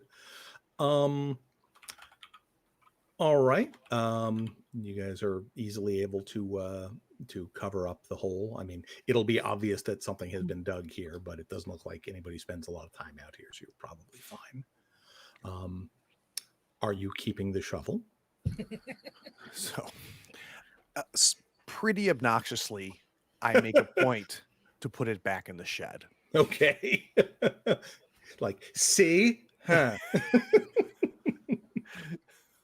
Okay. Now that I realize it's not a murder weapon. Right, exactly. All right. And then pretty much wrapping up here. Yeah, head back to the hotel, get some food and some sleep. All right. Sounds good. Pile back into the car, got the thing in the head back out through the swamp. There's, as you might imagine, not a whole lot of traffic at this hour in these areas. And as you're heading back out, maybe 5 minutes outside the house, Sal, you see headlights coming up behind you pretty fast, and this car just goes whooshing past you, very dangerous speeds on a road like this in the wet, in the swamp. And it's kind of like, man, that guy's crazy. And then just shortly after it passes you, it skids sideways and turns so it's blocking the road in front of you. And as a person who's done some driving in maybe some complicated circumstances, Sal is pretty sure that was a deliberate move to block off the road. Looks like trouble ahead. You keep going, you stop? Yep. Keep going. Unless someone Okay. wants me to stop. Can we get around it? Alice is going to brace herself on the... grab the door, brace herself. Unless you want to go into the swamp, you can't really get around it. Sal, let's stop with a little bit of distance. Yep, absolutely. And Sal, you can see me reaching for my 38. Okay. So, the wheels dig into the mud as you hit the brakes, and the car kind of shudders to a stop. I'm actually going to turn it to the left a bit to offer Okay. cover in case we need it. Okay, good plan. And stepping out of the car ahead of you, you can see in your headlights are 5 guys, all kind of in workman's clothing. Hard to tell in the rain and the dark, but several of them look like they're maybe Asian of some variety. Okay. They sort of get up and start approaching the car. Empty-handed? Mm-hmm. Adrian will get out of the car. Okay. Sal does As do too, I and he now. retrieves his 38 out of his pocket. Okay. Are you keeping it concealed from them, or are you showing that you're armed? No, I'm keeping mine concealed. concealed. Yeah. Okay. Alice, are you staying inside? Do you want to get out as well? Alice is staying in the seat for the moment, Okay, but she's got her hand on the door. Okay. And just as a point of order, because, he turned the car a little bit to the left, you're currently the closest to them just because of where your seat is. Okay. Alice, She's locked the door, but she's got her Okay. hand up. Alice, keep an eye on the box as well. Yeah. James, are you left the box in the back seat where you were? No, I put it in the front seat with Alice. Okay. Yeah. All right, cool. So these guys come up to you. Is anyone like stepping out in front? Yeah, I'm going to order them, tell them, hey, that's far enough. Stay back. The one in front kind of looks at the guys next to him and keeps going, like stepping up to you. They get one more. I whisper to you, Sal. All right. Adrian steps up a bit. Stop. Can we help? Oh, sorry.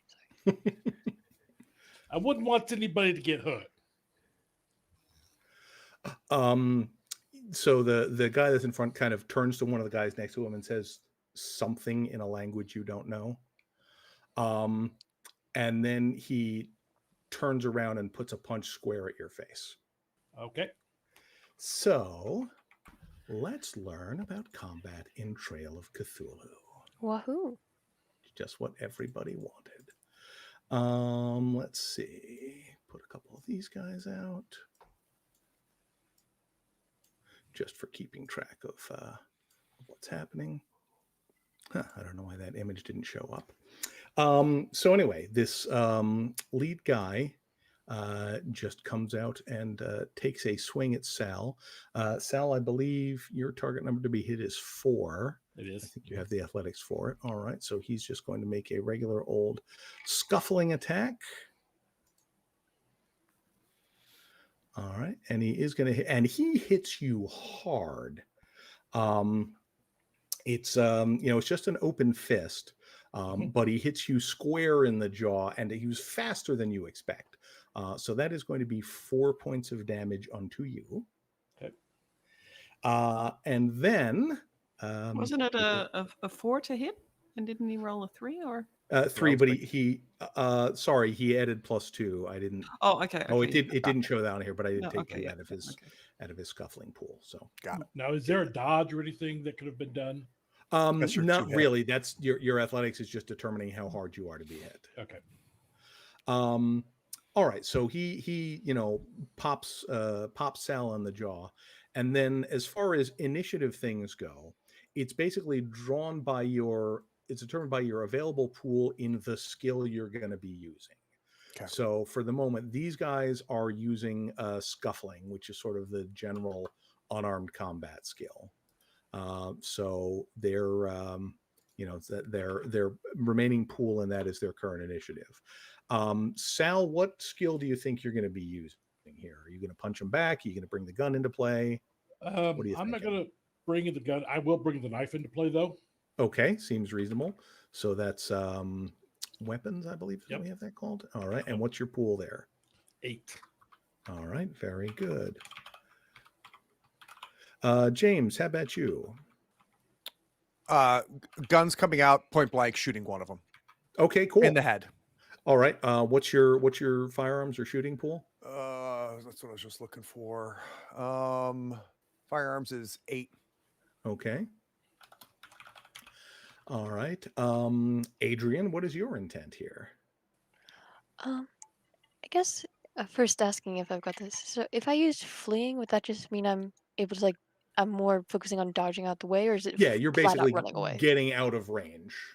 You're leaving the scene. Getting away from the scene. Yep, exactly. I think Adrian will do that, but it's specifically to get in front of the not to the side of the shotgun door, just backing up a bit to be closer to the car. Okay. All right, makes sense. And what's your fleeing pool? 4. Okay. All right, and finally, Alice, what do you have planned?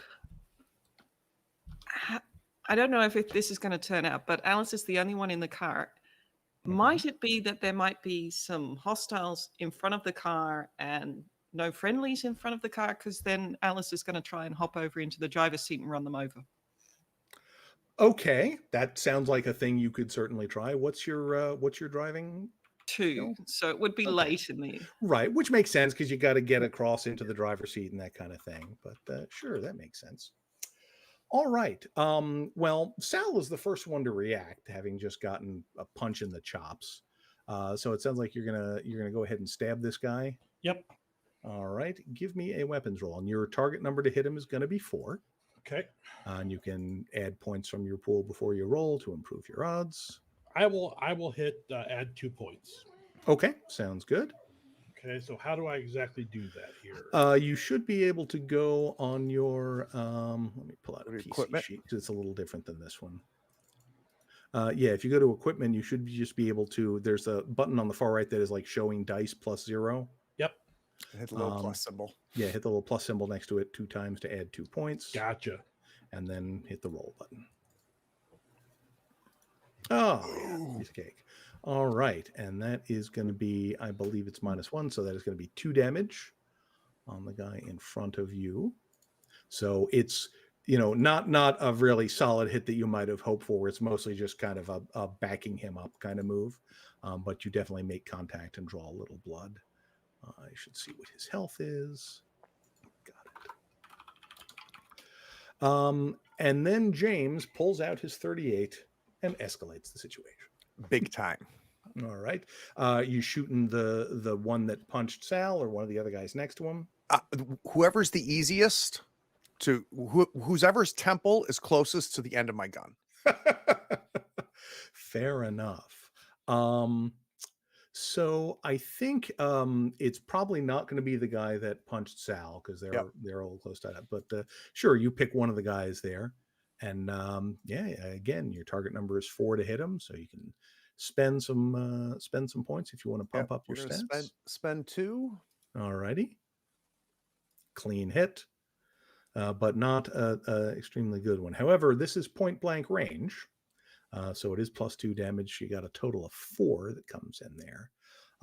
So that, you hit him pretty much center mass. You don't quite get the headshot you were looking for. But you'd have definitely done some damage unto him.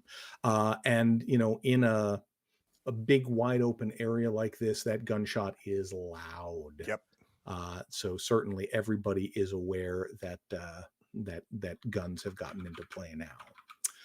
Sorry, just moving that to there. Yeah, this guy seems pretty badly hurt, but he's not down yet.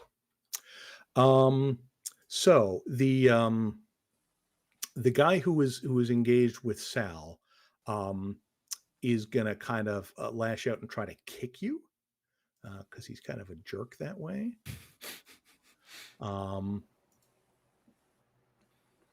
And jeez, with the rolls. Only 2 damage, so it doesn't hit you very hard. You're able to dodge out of the way of the worst of it. So that's 2 points of damage on your side. Okay. The other guys with them, when they hear the shot, kind of instinctively back off a little bit, and you can see that they are also pulling out guns. Looks like I think James and Sal, and actually probably Alice as well, would recognize these as your standard Colt 1911. These are 45s. These are big guns. I'm as soon as I see that happening, yep. Adrian, get in the car, start the car. Okay. Car may indeed still be running. I don't know. Yeah, I did turn it off. So, I figured. Yeah. Okay, so it's still idling. All right. So Adrian, where do you? So if I look in the car, do I see Alice looking like she's about to hop over to the other side? She's probably in the process of doing it. Adrian's actually going to kind of like go over to the back of the car and look behind, see if we're getting blocked in. Okay. You go out there and take a look. It's the lighting isn't great, but you don't see any headlights or hear any other engines or anything back there. So it looks like the road behind you is clear, at least for now. All right. Yeah, I don't know. I don't really know quite how turns work, so yeah, I mean, it's fairly abstract. I mean, that doesn't take a lot of time. So if you wanted to get back in the car, you could. Yeah, so I think I'll just kind of get into the back of the car right behind Alice. Okay. And then I'll say whatever comes like for after that, so it don't take too long. Yep, fair enough. And then Alice, all right, you're in the car. put it in gear. Okay. Gonna try and run somebody over. Are there any in front of me that I wouldn't be running over, either Sal or James? Yeah, James, I'm visualizing is kind of off to the side of Yeah. the road a little bit because he's still doing it at distance. Mhm. And Sal and the other guy are kind of, a little bit to the right of the Mhm. car as they're skirmishing back and forth. But a couple of the other guys have staggered back and are more, you have more or less a clean shot at them. Okay. I'm just gonna. Is it a stick? Did they have automatics at that time? No, Okay. it's gonna be I'm a just stick. going to put it into first gear, floor the acceleration, just go straight for them. Okay. And then my idea is I'm going to hit them, stop, put in reverse, shout to the other ones, like jump in and just start, back over and for the others to jump in.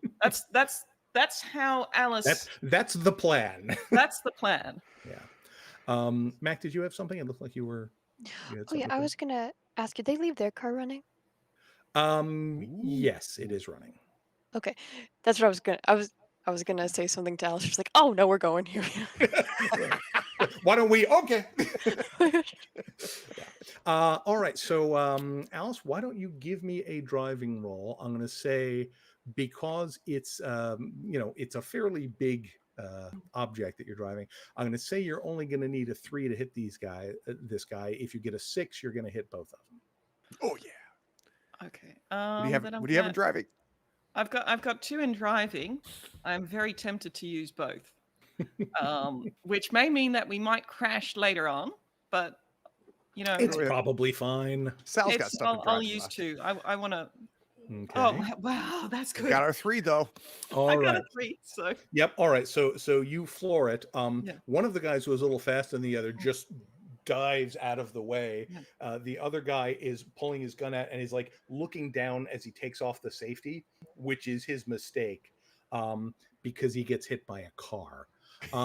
So could I have perhaps, is that part of the one is that I just make it is that I smash him into the other car, or did we stop far enough? You tell me. I mean, you did only get a 1. But I mean, you adding the points in means that you had some control over the car. Yeah. So do you want to smash him into the other car? I imagine that I might have been a bit too enthusiastic. So I get a little overzealous. Overzealous, and we might hit the other car in the side. All right. Well, a bit. Well, why don't we do this? Why don't you roll a d6 plus 2 for the damage on this thing?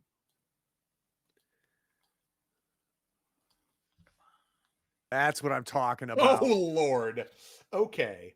So you basically, this guy looks up from his gun just in time to go over the hood. And, it looks like the impact of the car itself didn't do much damage. But when you hit him into the side of the other car, that's where he just kind of collapses over the hood and doesn't seem to be moving. You're not sure if you killed him, but he's definitely not taking any aggressive actions at this point. She's shifting into reverse and calling for Adrian to open the doors so that the others can jump in. All righty. So anybody planning to change their die pooling question here? No, the only change I think is going to happen here, Brian, is so the guy I hit with the gun, the body shot. Can I get a sense of, like, is he standing still or is he? He's up, but he's pretty badly hurt. He looks like he's still going to take a shot at you, but it wouldn't take much more to put him down. Yeah, what I'm going to try to do is stay very close to him, right? So I went point blank. So the only thing that's different is if I can position him between me and the one that didn't get hit by the car. Which is a whole lot. So I'm not sure how much of any of that I can accomplish. But so, I mean, are you trying to hit both of them with one shot, or what are the? No. I want the one I shot. Mm-hmm. I would like him between me and the one that didn't get hit by the car. Got it. Okay. Right. Yeah, but that's more or less where he is. Yeah. Yeah, and just I'm not doing zero range on the gun. The gun is going, wherever, whether it be at his stomach, whatever it is. Yep. No, makes perfect sense. All right. I think Sal is going to try to when he stabs, try to push this guy back to open some distance. All right, sounds reasonable. Well, Sal, let's start with you. Give him a good stab. Perhaps push him into the way of the reversing car. Alice is the most bloodthirsty person in this entire group. Alice's cachet with James just went way up. Like, I knew why Adrian was here. I think I'm figuring out Sal, but in an instant, I'm like, Alice. I will spend 1 point. Okay, sounds good. All right, that is enough, and that is a solid stab there. So yeah, you get a good thrust in. You think you probably went off a rib. You don't think you've hit anything vital yet, but it's you definitely scored some damage on him and stagger him back a bit, potentially into a reversing car zone of trouble. Okay. Sal, you want to take your shot? I do. James. This is the same guy you hit before, right?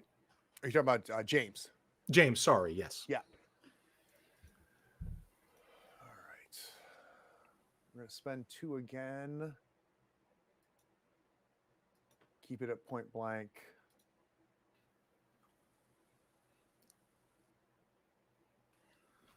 God, I cannot roll damage to save my life. Well, that's frankly all right, because like I said, this guy was pretty badly hurt. Yeah. So you hit him, and basically he's bringing his gun around, and you just get him square in the face, and he drops. And well, I'd like to keep him up. So if I can kind of hug as I'm shooting him. Sure, you're close enough. You can kind of grab him under the shoulder. Okay, and keep him up. He is out of combat, but usable as a shield if you were. Yeah, I would like my target number to be better than 4. That's everybody would. Everybody would. All right, so let me just check something here.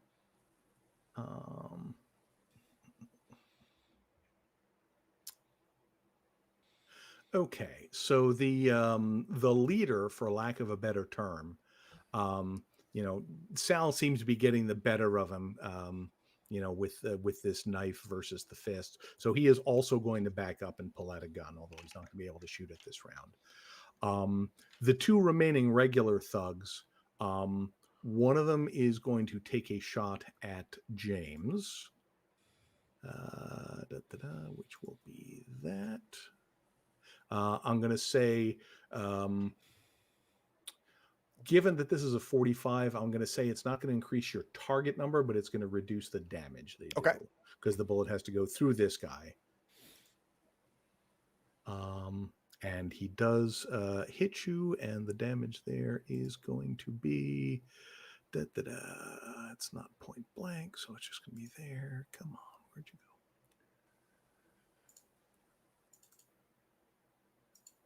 Did you take that? You didn't. All right, so I'm going to have to subtract manually. But you should be able to do it off the dice tray.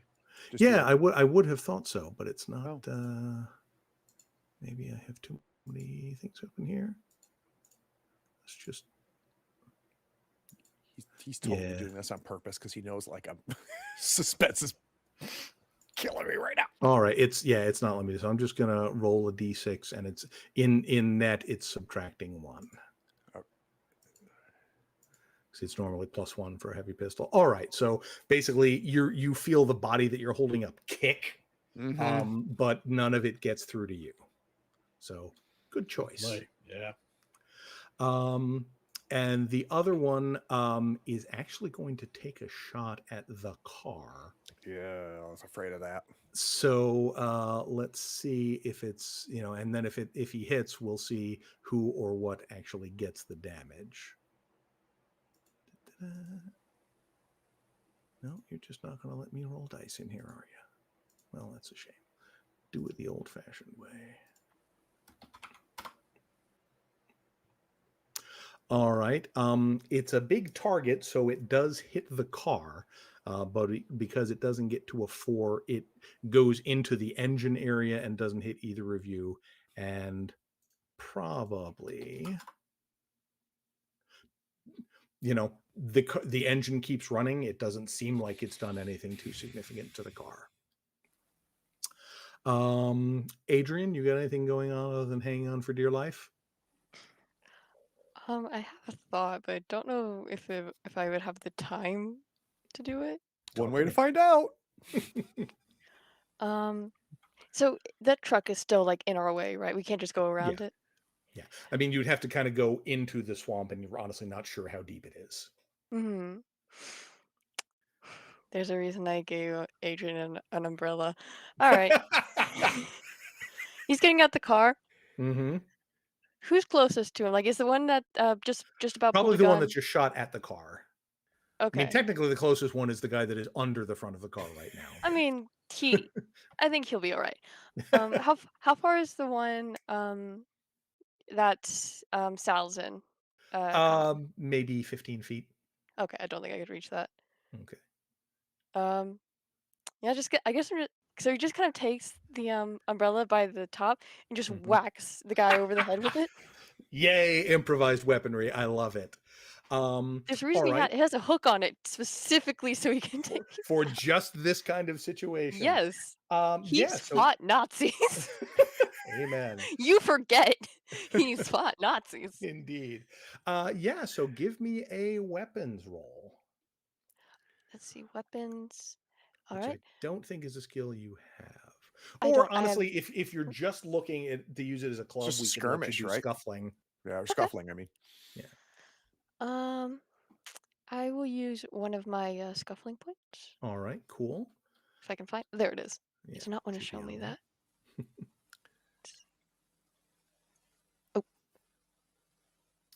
All right, so you dart out and take a swing, but he kind of saw you coming, and he just backs up a little bit and is out of range.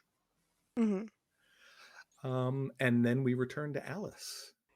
I think Alice just kind of shouts out, "Adrian, what are you doing?" while she's putting it into reverse, looks over and just tries to back over enemy people who are behind her while trying to miss or to not hit James. And Friendlies. Hit bad, miss good. Yes, exactly. Yes. Seems reasonable. All right, give me a driving roll. Okay, and it's going to be purely dice now. So that's natural. She's a natural. Yeah. So what I'm going to do is the guy who. Pardon? Would that be the leader that I'm backing? I mean, he did step back from Sal, so it certainly Mr. Pincushion. Be. Exactly. So I will say that you're able to get both the guy that took a shot at the car and the one who's been fighting Sal. So honestly, this car goes surprisingly fast in reverse. Give me a D6 plus 2 of damage. Let's do that 8 again. You got this, Alice. Oh my God. Alice, MVP. No kidding. All right. Both of them. And honestly, it's a little crazy in the driver's seat. You know, you're looking through mirrors and it's raining and it's dark and there's flashes of gunfire over there. And you just kind of cross your fingers, kick it into reverse and floor it. And you hear a thump. And then you sort of slam on the brakes just as the rear tires are like going over the embankment. And now there is one thug still up, and he looks like he's strongly rethinking his earlier position. Sal was standing there like, all right, he's got the gun. I need to go for my gun, but I need to time out. He's going to hit me, and then it'll just poof. An enormous Cadillac just rolls over him. So back to Sal. He's going to draw his weapon. Okay. And fire if he can. Sure. We're all free form here.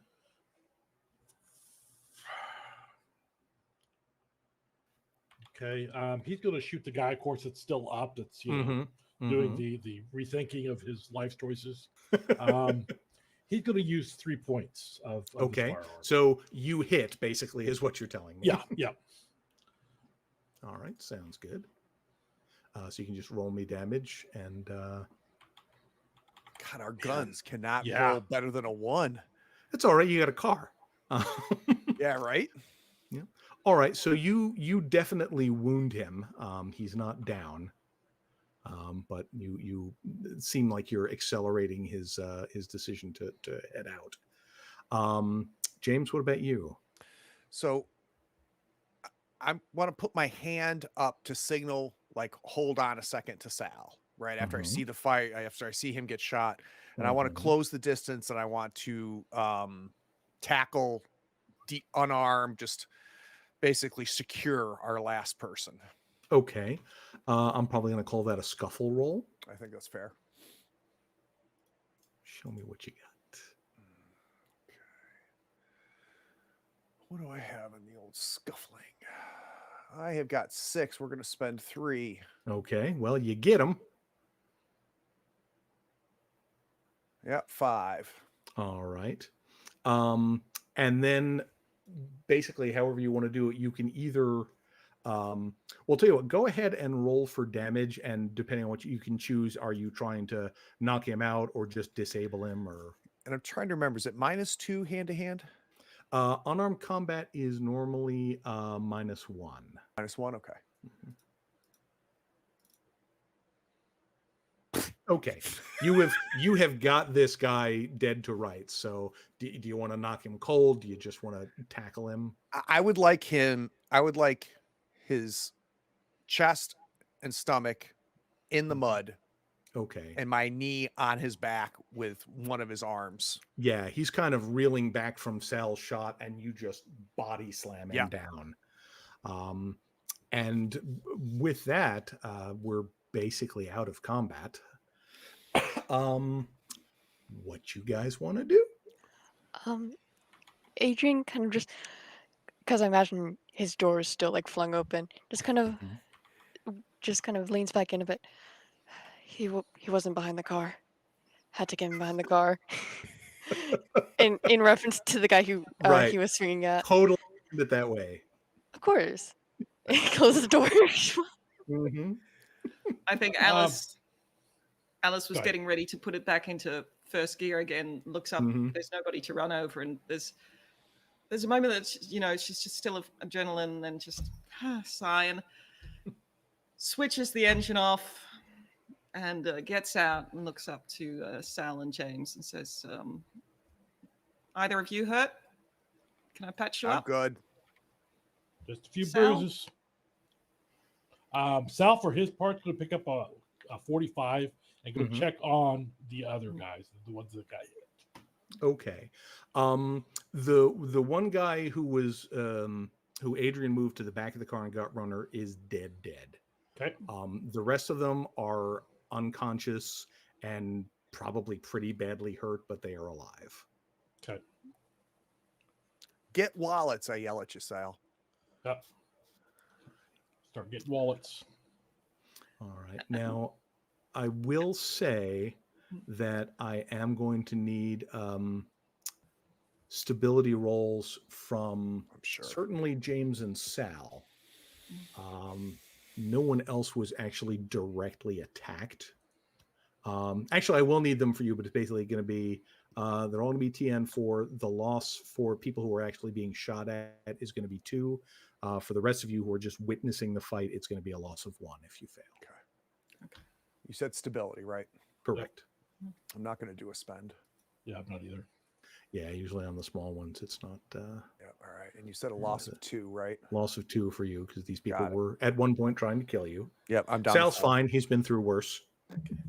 No penalties for Alice for driving 3 people down?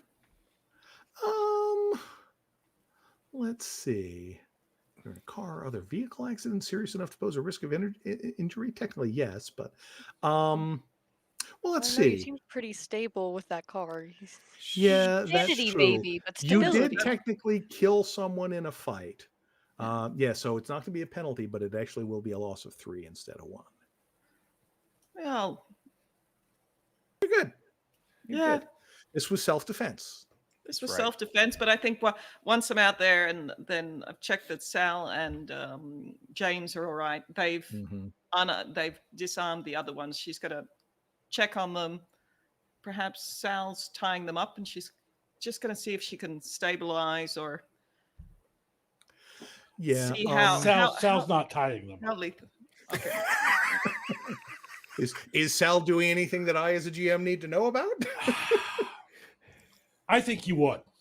Okay. he's going when he's grabbing wallets. Mhm. He's going to just stab him in the back of the heel where their Achilles tendon is. Oh.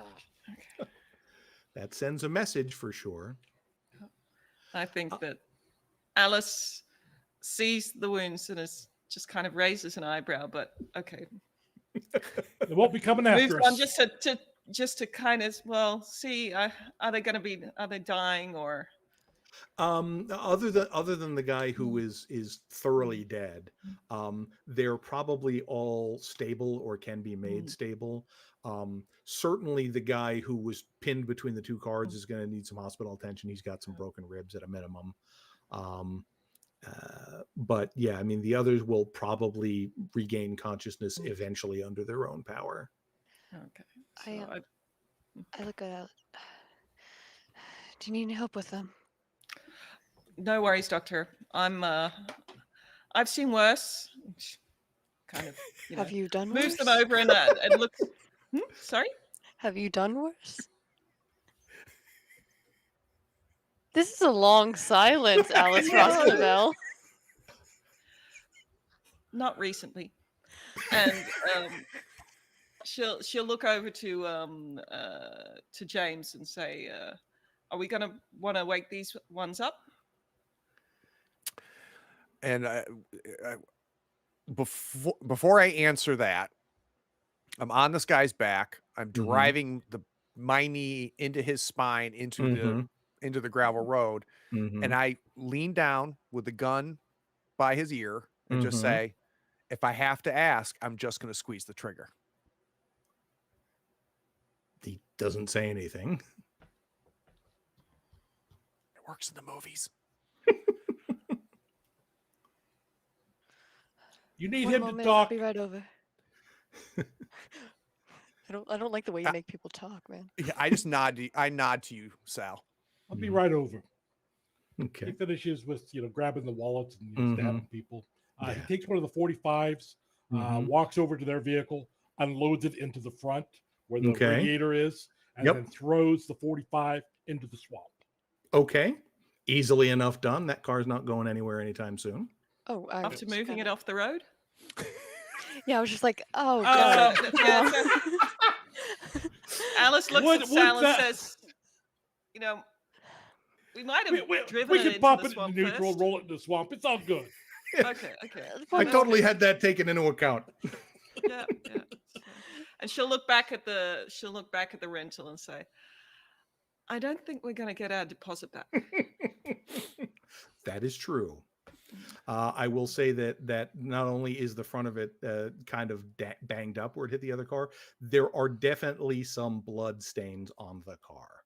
Is it still raining? Yes. Okay. Rain's not enough to get rid of blood sometimes, especially if it's in the cushions, Well, they didn't get in. Nobody got hit in the car. That's true. No one was bleeding inside. So, and I'm holstering my gun and lifting my friend off the ground to have him face my new friend, Sal. Okay. He sees Sal and seems suitably intimidated. Sal's a fairly tough-looking guy. Takes his knife, points it at him, and says, I'm going to start cutting. You let me know when you're ready to talk. And he looks at you and he says, wow. And if that's a language, none of you have any idea what it is. It doesn't sound like there were any consonants in it. Sal, wait. Sal, put the knife back though. I step up to him and I slap him upside the face. I'll get back to you. And I'm just going to keep him secured. Yep. Yeah, he's not going anywhere. Adrian's gonna check in the car for any ID, just take the flashlight, look inside if there's any notes on any of the seats, any sign of who these people are. You don't see. I mean, the car honestly looks like your rental did when you first got it. There's no sign that this is like a personal car of any kind. There's basically nothing in there. Is there perhaps a plaque that it's the same rental agency we got our car? Is it from Ross? Enterprise. Did we just total 2 of his cars? Oh, You know what? I think it does have a little Yeah. thing on the dashboard from Oh, Ross Renvold. jeez. Yeah, I think we got to be leaving on the morning plane. What do the wallets say? The wallets are pretty empty. They don't have any ID or anything in them. There's like a couple bucks, but nothing. No business cards or anything like that. It's like they were deliberately not wanting to be identified.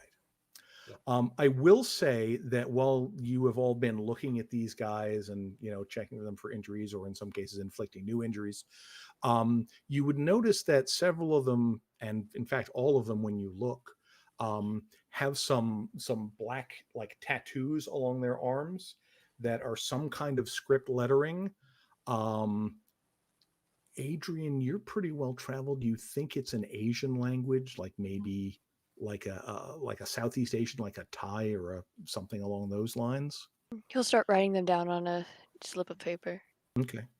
All right. And you're somewhat of an artist, so you can render them pretty accurately. There's a lot of little squiggles and curves, but you start making copies. But yeah, this the guy that you're holding up, James, kind of does some muttering in whatever this language is, and he seems to be trying to like gesture with his head down like towards his chest. Okay. What's on his chest? I mean, he's wearing a cheap suit. Okay. I'm going to rip his shirt open. Okay. You do that without difficulty, and again you see some other tattoos on there. They're not script this time, they're just kind of decorative. It's like a dragon kind of logo thing. He doesn't seem to have anything taped to him or anything weird than that, and now he's kind of looking at the it takes you a moment to track down, but it seems like he's looking at the pocket of his suit, like his jacket. Got it. Put my hand in there. Yep, and there is a slip of paper in there, and you pull it out, and it's just a little piece of paper with a couple typewritten words on it that just says, "Drop this case, go home." I'm going to shoot our friend. Okay. Like to death? Yeah. Okay. I'm not going to make you roll for it. He's completely helpless, so just kind of put him down and execute him. And the closest to an explanation I give you, Sal, is I just kind of put the piece of paper in your hand as I walk back to the car. Alice is just gonna, and she's gonna look shocked.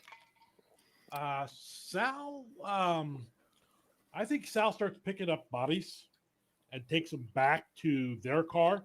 He's going to make sure that the ones that are still living have got their Achilles cut. He's going to stack them in the back seat like cordwood, put the vehicle in neutral, and then push it into the swamp. And James, as soon as I realize what you're doing, Sal, I lend a hand. Okay. So James, I need a stability roll for that, because you did just kill someone in cold blood. Yep. It's going to be a target number of 4. Okay. I've had a day. I can tell. I mean, it's better than he has. Gosh, blessed. All right, that is going to be another 3 stability for you. How is down James to 1, doing? kids? Okay. What are you? Down to 1. 1. How does that look on James? How's he? I mean, obviously stressed out, but it's ice cold. You can see my jaw, just I'm grinding my teeth and working almost twice as fast as Sal. Not because Sal is slow, just the pure intensity right now, and the anger, and just everything, everything that has just happened. All of this I wanted behind me. This is not why I've done this. This is why I left the force, is to get away from all of this. And now it's all right there. And I also know, as a cop, that former cop, I need to get we need to do what Sal's doing, and this needs to go into the swamp. So, Okay. Yeah. But So it's- James it's is kind of in science. get things done mode. exactly. Okay. Adrian is just seeing that intensity of emotions over from that area. Just as having seen her just kind of kill the man for seemingly, I mean, he did shoot at us, but he didn't speak English. It was obviously a hired gun. Just looks over at Alice and looks at the man who's definitely needs to get to the hospital. Just, we can at least get this one to the hospital, yeah? Adrian, I think you better just get back in the car. They're not going to the hospital. Leave James to me. James walks over and he's grabbing the guy by the back of his shirt, the guy that you were just helping, and he's Right. dragging him towards Sal in the car. All right. Yeah. So, Adrian, get in the car. We'll be leaving soon. And I think that once James and Sal have pushed the car with all the bodies into the swamp. And just to make sure that is the plan, right? Load them all up and sneak them. Yeah. All right, cool. Actually, see some- Sal's going to do one thing before that. Mhm. He's going to open the gas can, rip a piece of their suits, clothing, Mhm. shove that in the gas can, and then leave it so that it's out. And then once it's into the water, Right. take Set the it car on lighter, fire. set it on fire. Beautiful. Okay. There isn't a car lighter in these days, but I'll assume at least one of Okay. you has a lighter, Yeah. so it's not Okay. a problem. It kind of almost looks like Sal has done this kind of thing before. It's really weird. And I then he think throws any what- weapons away. What Okay. Alice would like to do is take the box that was on the floor of the passenger seat. She's going to take it out. She's going to walk to James, who's probably with Sal, just watching Sal light the car on fire. She's going to say, James, when you look at her, she's going to put her hand on your shoulder and then hand you the box and say, let's get back to the hotel. We'll take the plane in the morning. I want out. Yeah. Do you want to go do we go to the airstrip right now? I don't think the plane's going to be able to leave, right? No. You've got And the like- evidence. And just you start to see kind of all the tension in my face kind of falls. And now I think stability 1 is just tell me what to do.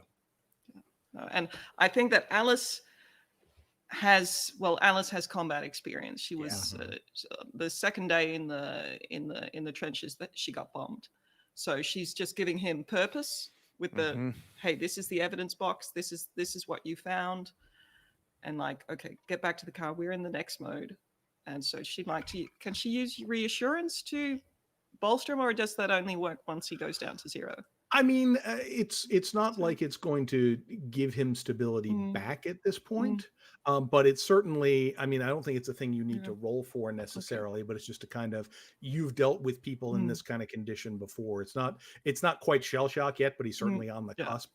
So you've had to deal with these people, and you kind of know exactly what you were doing. You know, give him a direction, give him a project, and get him focused on it until you're in a place where you can, calm down and talk about it some.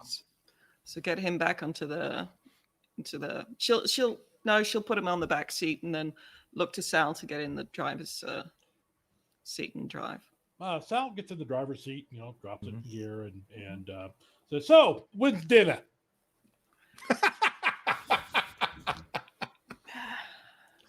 Yeah, I'm hungry.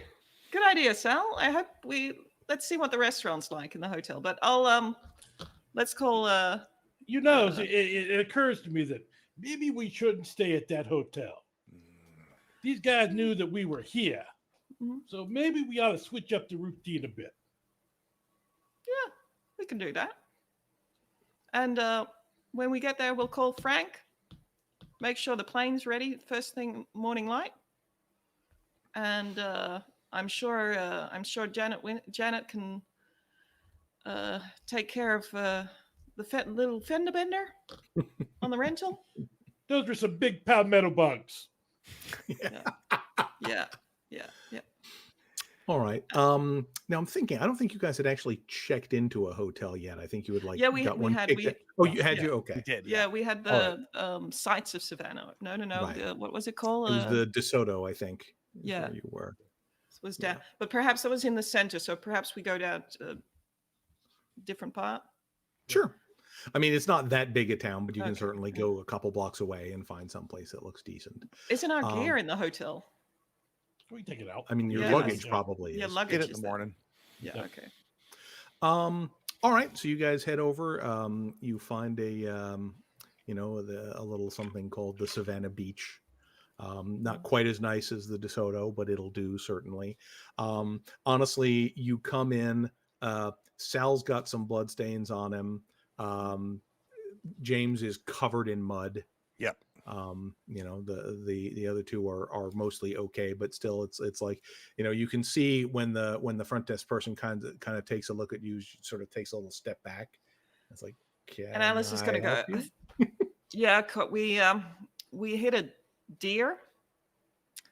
Oh. Yeah, we hit a deer. So yeah, it's yeah, that's a mess. We get a lot of them out there. mhm. I mean, do you need help? Do you need the police called or? No, that's fine. I think we just clipped it, and James here, tried to it ran off. We tried to get it back, but yeah, no, it's I think yeah. Oh well. It's somebody else's dinner, and is the restaurant still open? This hotel doesn't actually have a Okay. restaurant. There is, however, a little Italian place next door that they have a situation with. They give you a coupon. Okay, that's wonderful. We'll go grab a bite to eat, and you're gonna have to get mine to go because I can't be in a restaurant dressed like no, this. of course. I mean, James, you head up back to the room. We'll bring some pizza or something up. And do you have a phone I could use? They do have a phone here, yes. Okay, yes. And I'm assuming that we've got a number that we can call to get Frank to get the plane ready in the early I mean, morning, you have you can call the hotel that you were at and Okay. either get through to him or leave a message for him. Okay. If you ask for them to get him, it'll take a few minutes, but they can bring him down. Yeah. I'll say like, how early can we leave in the morning? Dawn, if you like. Dawn. Okay. Where are we going? Long Beach, California. Whew. Okay, I'll start planning the route. Thanks, Frank. See you in the morning. Okay. Yep. And so you're able to get some dinner. Once. Now, go ahead. Yeah, go ahead. No, go first. Go first. You go first. When you say this is Italian, is this good Italian? Savannah Italian. It's fine. I mean, it's no Olive Garden, but It's not even not gentrified like Mama yet. Cardo. no. Sal is definitely very disappointed. Once James has gone upstairs, I'll just kind of look to Alice. I trust your expertise more in this. I know what he went through isn't exactly my area. It's more yours. Do you think it'd be better if we left him there, or if one of us went up and talked to him at the moment? I think let him have a shower. I'll go up there with some hot food, and he's got the box. Just let him unwind. All right. Before we get on the plane, I may still need to do a check-in with him. He simply put didn't look quite in the right mind. Before we get in a plane, that clearly stresses him out. I don't want to be on a plane with this guy. I want to make sure that he's in the right mind to be on that plane. Good point. And Alice is going to think for a moment, and then I'll get a bottle of bourbon. Okay. Probably not a bad idea. So if we cut to James upstairs in the hotel room, what's going on? Clothes are bundled on the floor, like soon, very close to the front, like the main door. Like he stripped down as soon as the door closed. Yep. In the shower, cleaning up, and then probably another 20 minutes beyond that of just trying to wash it all off. If you know Right. what I mean. I assume this is not a hotel with a robe, so I'm just gonna No. dry off, wrap a Mhm. towel around me, kind of realize, well, shit, now I don't have clothes. And just kind of take the clothes and, try to wash them up in the shower and dry, Okay. hang dry. Okay. You doing anything with the box, or just kind of leaving it there, not Box looking at it? is hiding it under the bed. Got it. Okay. So you guys are able to get some dinner. It is filling, if not up to Sal's standards. Then head back up. I mean, we got 4 separate rooms that we're looking at. We going 2 and 2. What's the? All right. I mean, you're on an Separate rooms, expense and- account. Yep. And Alice has got a. Would they have pizzas then, or I don't know? Probably. Oh, It's yeah. certainly not the big thing that we have Okay. today, but you could Okay, have but- something that is referred to as a pizza. Okay, she'll have some pizza and she'll have grabbed a bottle of bourbon or something like that, and Mhm. she'll knock on James' door. And I'll open the door ajar, but standing, discreetly behind it. Okay. And just say, "Oh, I appreciate it."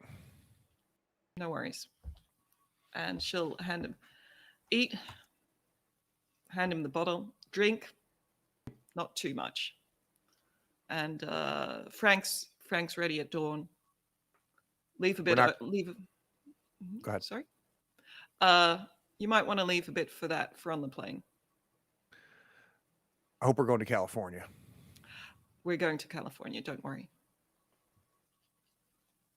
I You've give got the kind box? of the good yet. Box is fine.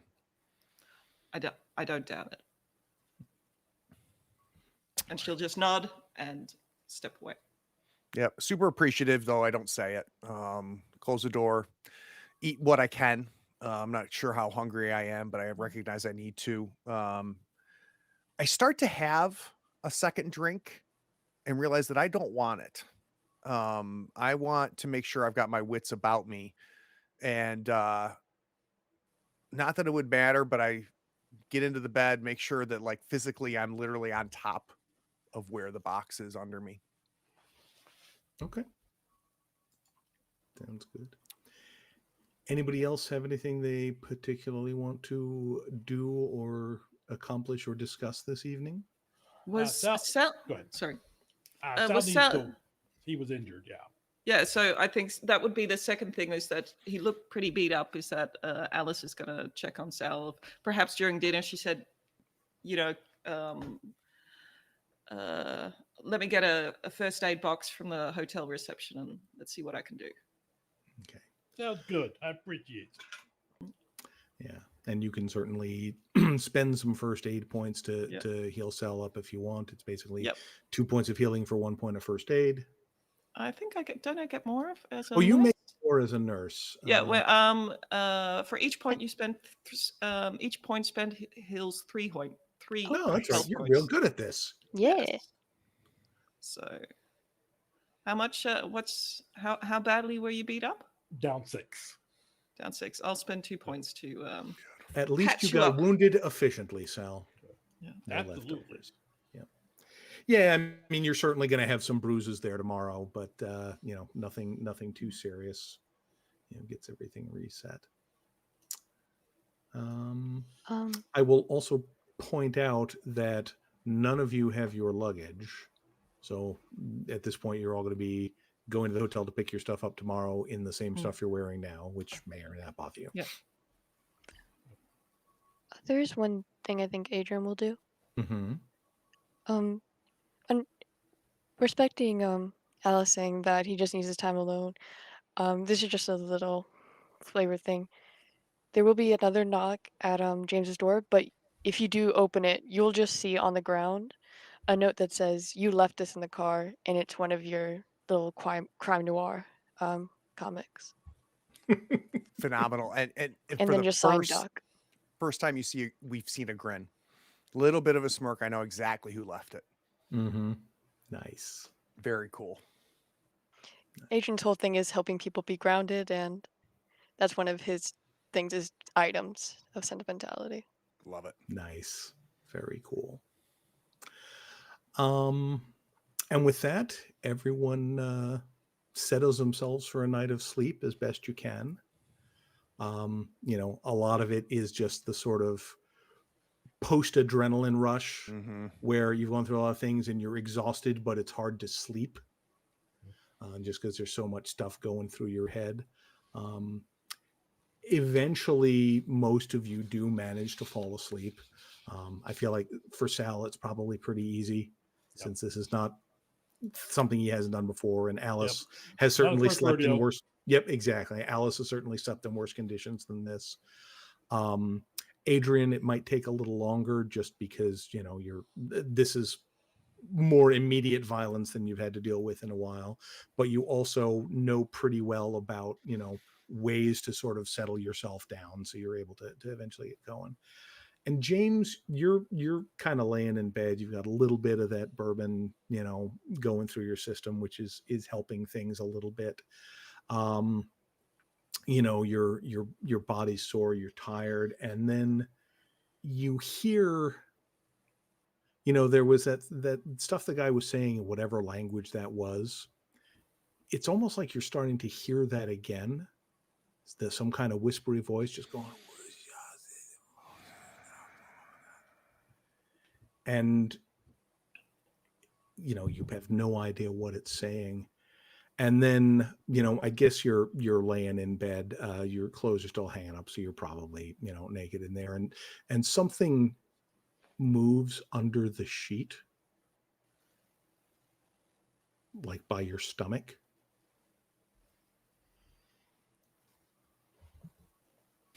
Unsubscribe. I lift my sheet up. Okay. And you see across the width of your stomach an enormous mouth whispering words in your own voice in a language you don't understand. A mouth on my stomach? Yes, like someone had cut your stomach across and there are like teeth and tongue coming out of it. And, you know, it's starting to, it's clearly talking to you in some fashion. And instinctively you start to just yell out because, you know, it's kind of freaky. And you realize that your own mouth is shut and you can't make it open. And you can't exhale. And you can't breathe. And it feels like you're sinking down into the bed. And then you wake up to the knock on the door as Sal says, "It's time to go." Wakey, wakey, eggs and bakey. Let's go ahead and roll credits there. Damn it.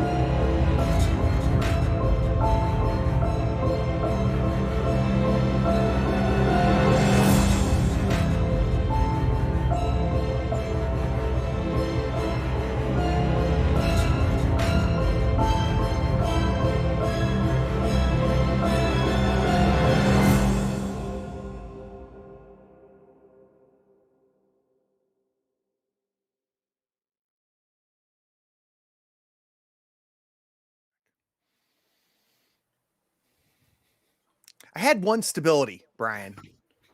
I know. And your mind was telling you that it doesn't like being at a 1 stability condition. You know? All right, post credits is your show, my friend. All right. Well, I think everybody knows what happens here. It's time to do the stars and wishes, see what everybody really enjoyed this time and what they would like to see next time. So I think this time I kind of have to start with Alice, because that was an impressive run you had today. So talk to me about your stars and wishes. Oh well, this was heaps fun. I love the diversity. So we had the investigative part, and I think for me, the star was we had the puzzle, we had the treasure hunt thing, and then was like, wait a minute, we can solve it. And I, you know, as Naomi as a player and Alice as a character was like, yes, we're solving this. So that I found that was, because usually I'm horrible at them, so I'm like, oh, that was just so much fun. And I do like, as I said, I think the as wishes, just more. I like the combat part, let's say, getting in the action, etc., and then just finding stuff out, and then at the very ending it's just okay, now we're back into horror, we're back into what's going on. This is going beyond let's say things that you can drive down with your car. So Yeah, so I was going to ask, does that more include more people to run over with a car? Is that one of the mores you're excited about? well, perhaps, or Just an another addition vehicle if you or have the something. time. Yeah. Yeah. Well, on the next rail, Sal's going to draw stick figures, 3 stick figures on the side of it. Nice. You know, when all you have is a Buick, everything looks like a nail. All right. So Mac, how about you? What are your stars and wishes?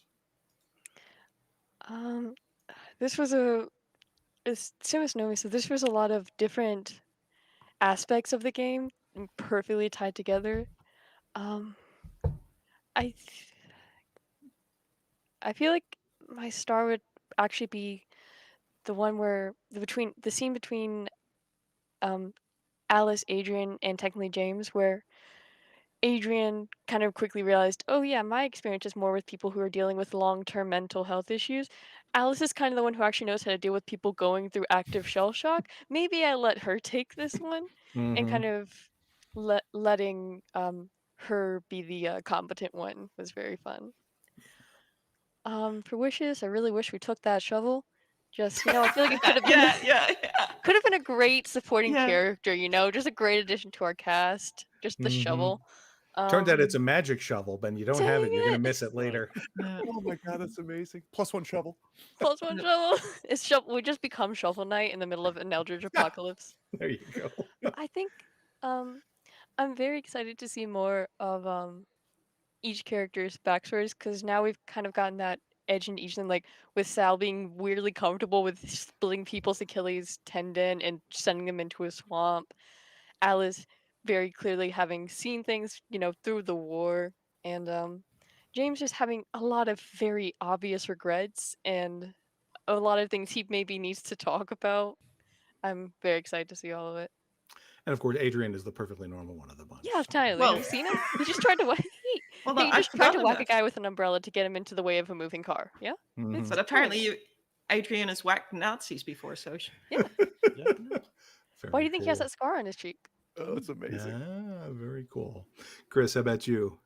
My star has got to be the vehicular, homicide that Alice just wrecked. I mean, Sal was be like, she's got spunk. I like her. My wishes, I don't know. I really like the pacing of this. I like the activity. I really like the just there's undertones and currents of just the occult there. It's not bubbling up to the surface, all at once. So we're getting glimpses of it. I like that a lot. I want to see more of that. Excellent. Sounds good. And Mr. Shipman. So I got 2 stars. The first star has already been mentioned, which is like, and you never know how this is going to work, but like, in 2 hours, we encapsulated everything about Trail of Cthulhu and everything about even Call of Cthulhu, right? Like all the different aspects of this type of a game. We covered it all: the social, the the violence, the cosmic horror, the investigation, the puzzle breaking. And so that's really cool to really have spanned all of that in just one session, because a lot of times I don't think I've ever seen that happen, quite frankly. My second star is Brian. You're very good at putting us in the scene. You give enough description to put us there. You let us run with it in our own heads. Like at no point did I feel outside of the game, and I know how hard that is to do. So that's my second star. Well, I appreciate that. I try to learn from the best. I always felt in the game, which is awesome. Wishes. I'm gonna, like, as a player, I need to figure some stuff out about James. And I think, I wish to learn more about James. Okay. And I think that I'm going to do that by playing him. But, when you have something like this happen to one of your characters, I think my reactions made sense to me in those moments. And now I need to understand James. Why did those make sense? Right. So, and this is part of what I love about role playing. As a player, I love discovering my character, because I feel like there's part of me that's just watching it happen, right? Watching that character reveal itself to me. So I think that's what I'm wishing for, is to learn more about James. For sure. Mac? I just had two small things I want to add. One, going off of what you just said, is that another reason I was so excited about the backstories is because it's not impossible. Just a lot of times I feel with games that are more based on like horror and eldritch, or things like Through the Breach, it feels a bit more difficult to let that character be a dynamic character. Right. It's more like they are like a piece of a game, rather than you get to like fully develop them as like, how is this going to affect them? Because it's kind of very difficult to say how's it going to affect you whenever every single time it's affecting them, it's an eldritch monstrosity trying to tear open their face. Yep. So the ability to let them grow is something that's always a bit difficult to maintain. But I think that Brian is very good at giving us the space to do that, and I think all of y'all are very great at making characters who can work in this very stressful space. And the other thing was just a small note that made me really happy when the Southeast Asian language came up. It's just a small thing of, there's this game called Return of the Obra Dinn. So good. It's so good. Do you all know about it? No, tell us. Yep. So basically, you are like this accountant who is sent to basically take account of what has happened to this ghost ship that just suddenly reappeared. But you have a special power. You have the ability to go back in time and see the moment somebody was killed. Ooh.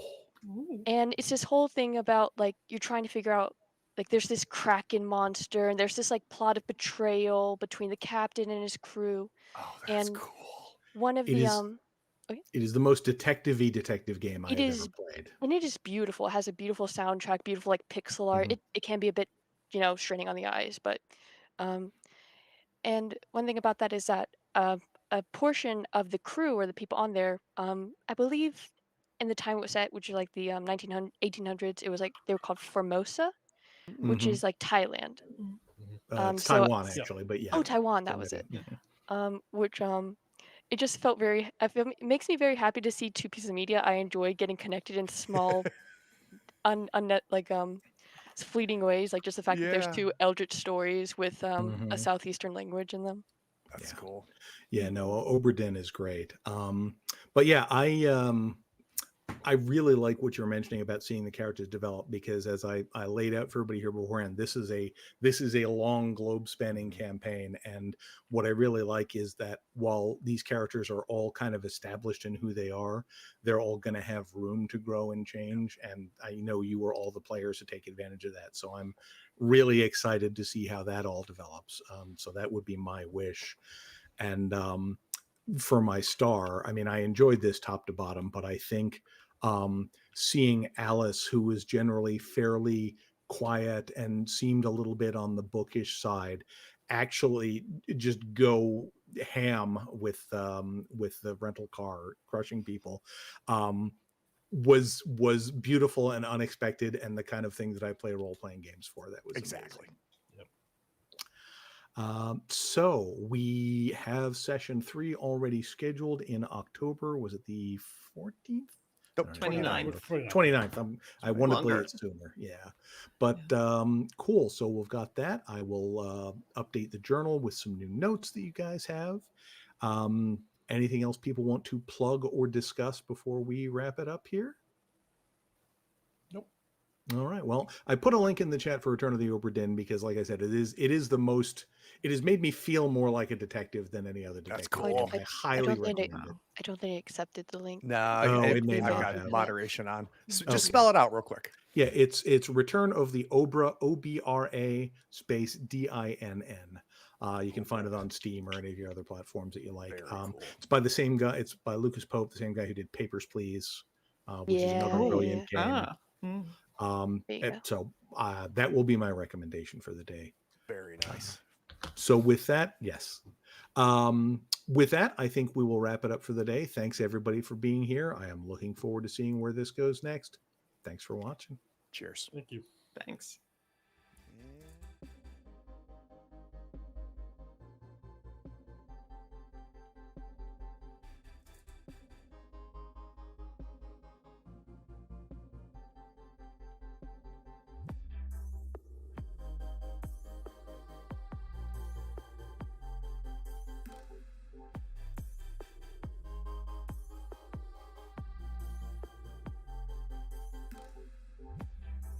Howdy, friends. Thank you for watching. All our content is archived and organized in playlists on the Third Floor Wars YouTube channel. Check it out. And if you could like, follow, subscribe, and even set your notifications to this channel on YouTube and Twitch, we'd appreciate it, and it'll make sure that you catch all of our content. I talk with creators, designers, and experts across the gaming landscape in every episode of our podcast, Tabletop Talk. Open up your favorite podcatcher and search for Tabletop Talk from Third Floor Wars. Support your creators. They make the content you love, and it's your support that makes it happen. If you want to help us, go to Third Floor Wars on patreon.com, and you can help us for as little as $1 a month. Thanks again. We'll see you next time. Take care.